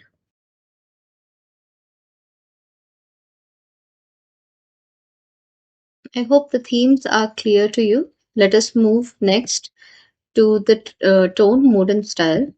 First, the tone. It is reflective, it is ironic and sympathetic to Sophie, yet realistic. Okay, we sympathize with Sophie because we can understand that every adolescent, every teenager goes through this phase where they're disillusioned, where they are, far away from the reality, and they create their own world, an imaginary world in which they try to live in according to their own terms, and they want to escape. So we understand that, and there is sympathy for the main character. It is ironic, okay, and it is also reflective. It makes you reflect how dreams work and how one should dream, but not only stay till there, one should also work hard to achieve those dreams.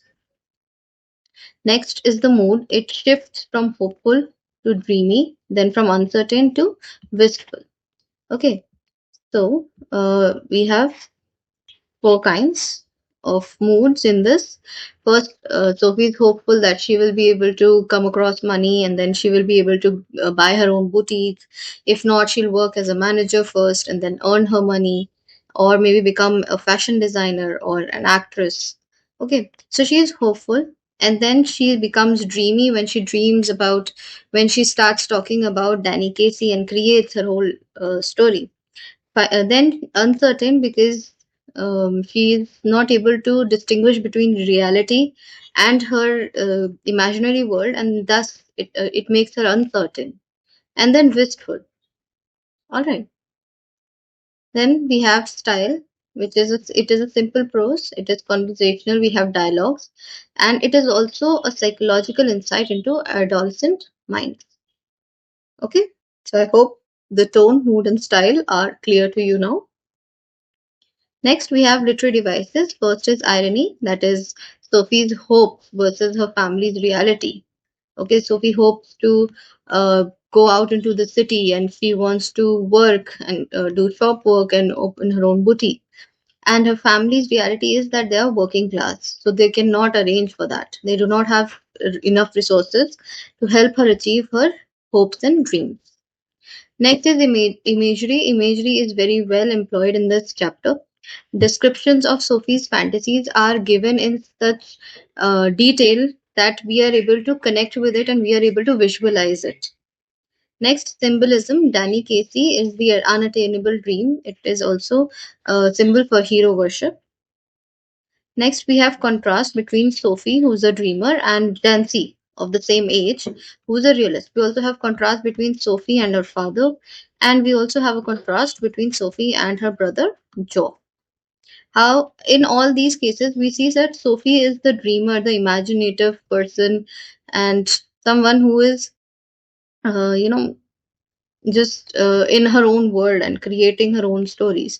Whereas people like Jansie, people like Geoff, they are more practical and pragmatic. Okay, so that these are the contrasts.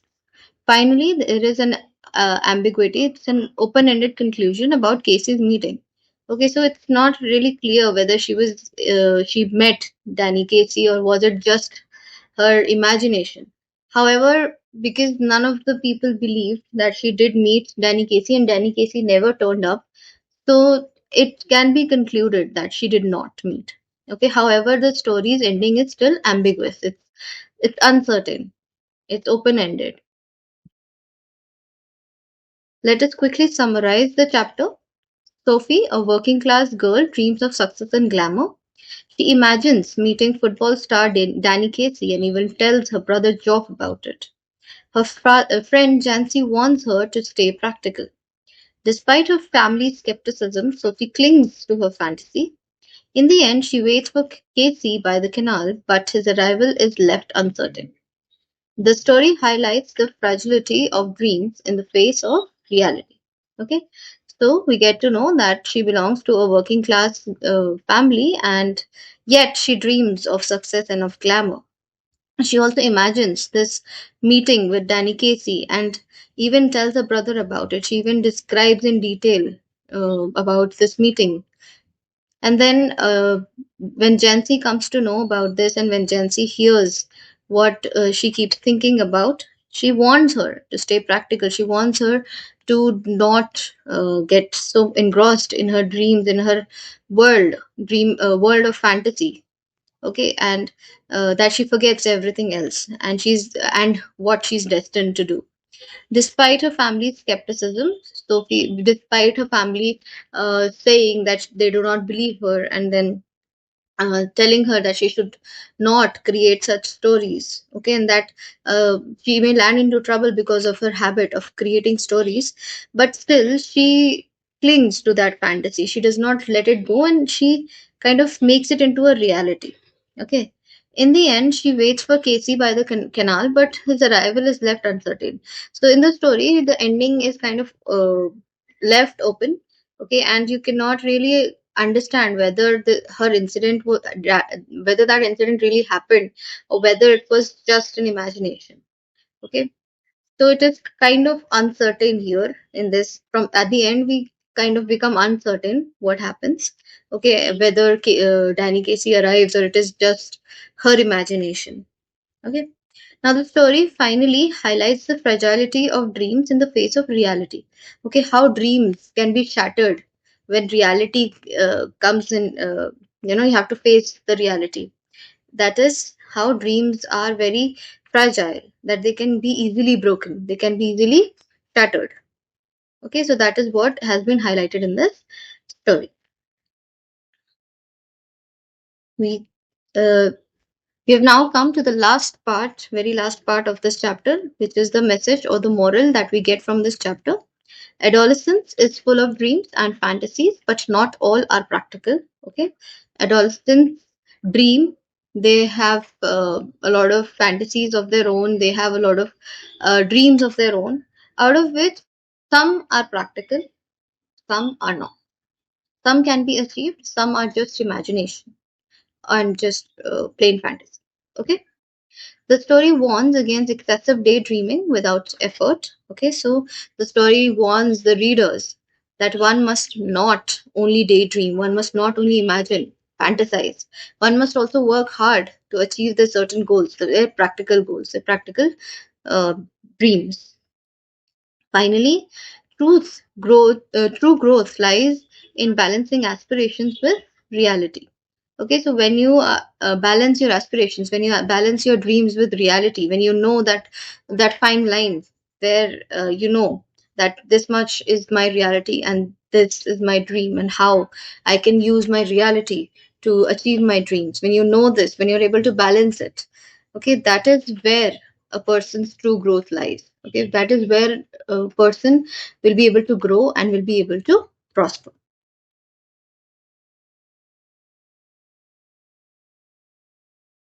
And with going places, we come to the end of the prose section of Flamingo. From the haunting silence of the last lesson to the resilience in spring, the struggles in deep water, the symbolic message of the rat trap, the spirit of freedom in indigo, the behind the scenes revelations in Poets and Pancakes, the reflective depth of the interview, and now the adolescent dreams of going places. Each chapter has offered us a unique lens to view human life. The significance of Flamingo's prose lies in this very diversity. It trains us not just to read, but to reflect on history, society, literature, and our own inner worlds. For grade 12 students, this marks the completion of one half of your core text, while for PGT aspirants, it forms a comprehensive ground to analyze themes, styles, and human concerns across multiple contexts. As we now prepare to dive into the poetry of Flamingo, remember, literature is not only about passing exams. It is about understanding lives, emotions, and stories that continue to shape us. So keep exploring, keep questioning, and let every page you read take you one step closer to wisdom. If you found this useful, don't forget to like, share, and subscribe to the Eloquent Explorers for more detailed explanations. For free PDFs, notes, and summaries, join our Telegram channel. Link is in the description. For daily quizzes, vocab, and grammar practice, join our WhatsApp channels. Links are also in the description. Let's continue this journey together. One chapter, one poem, one idea at a time.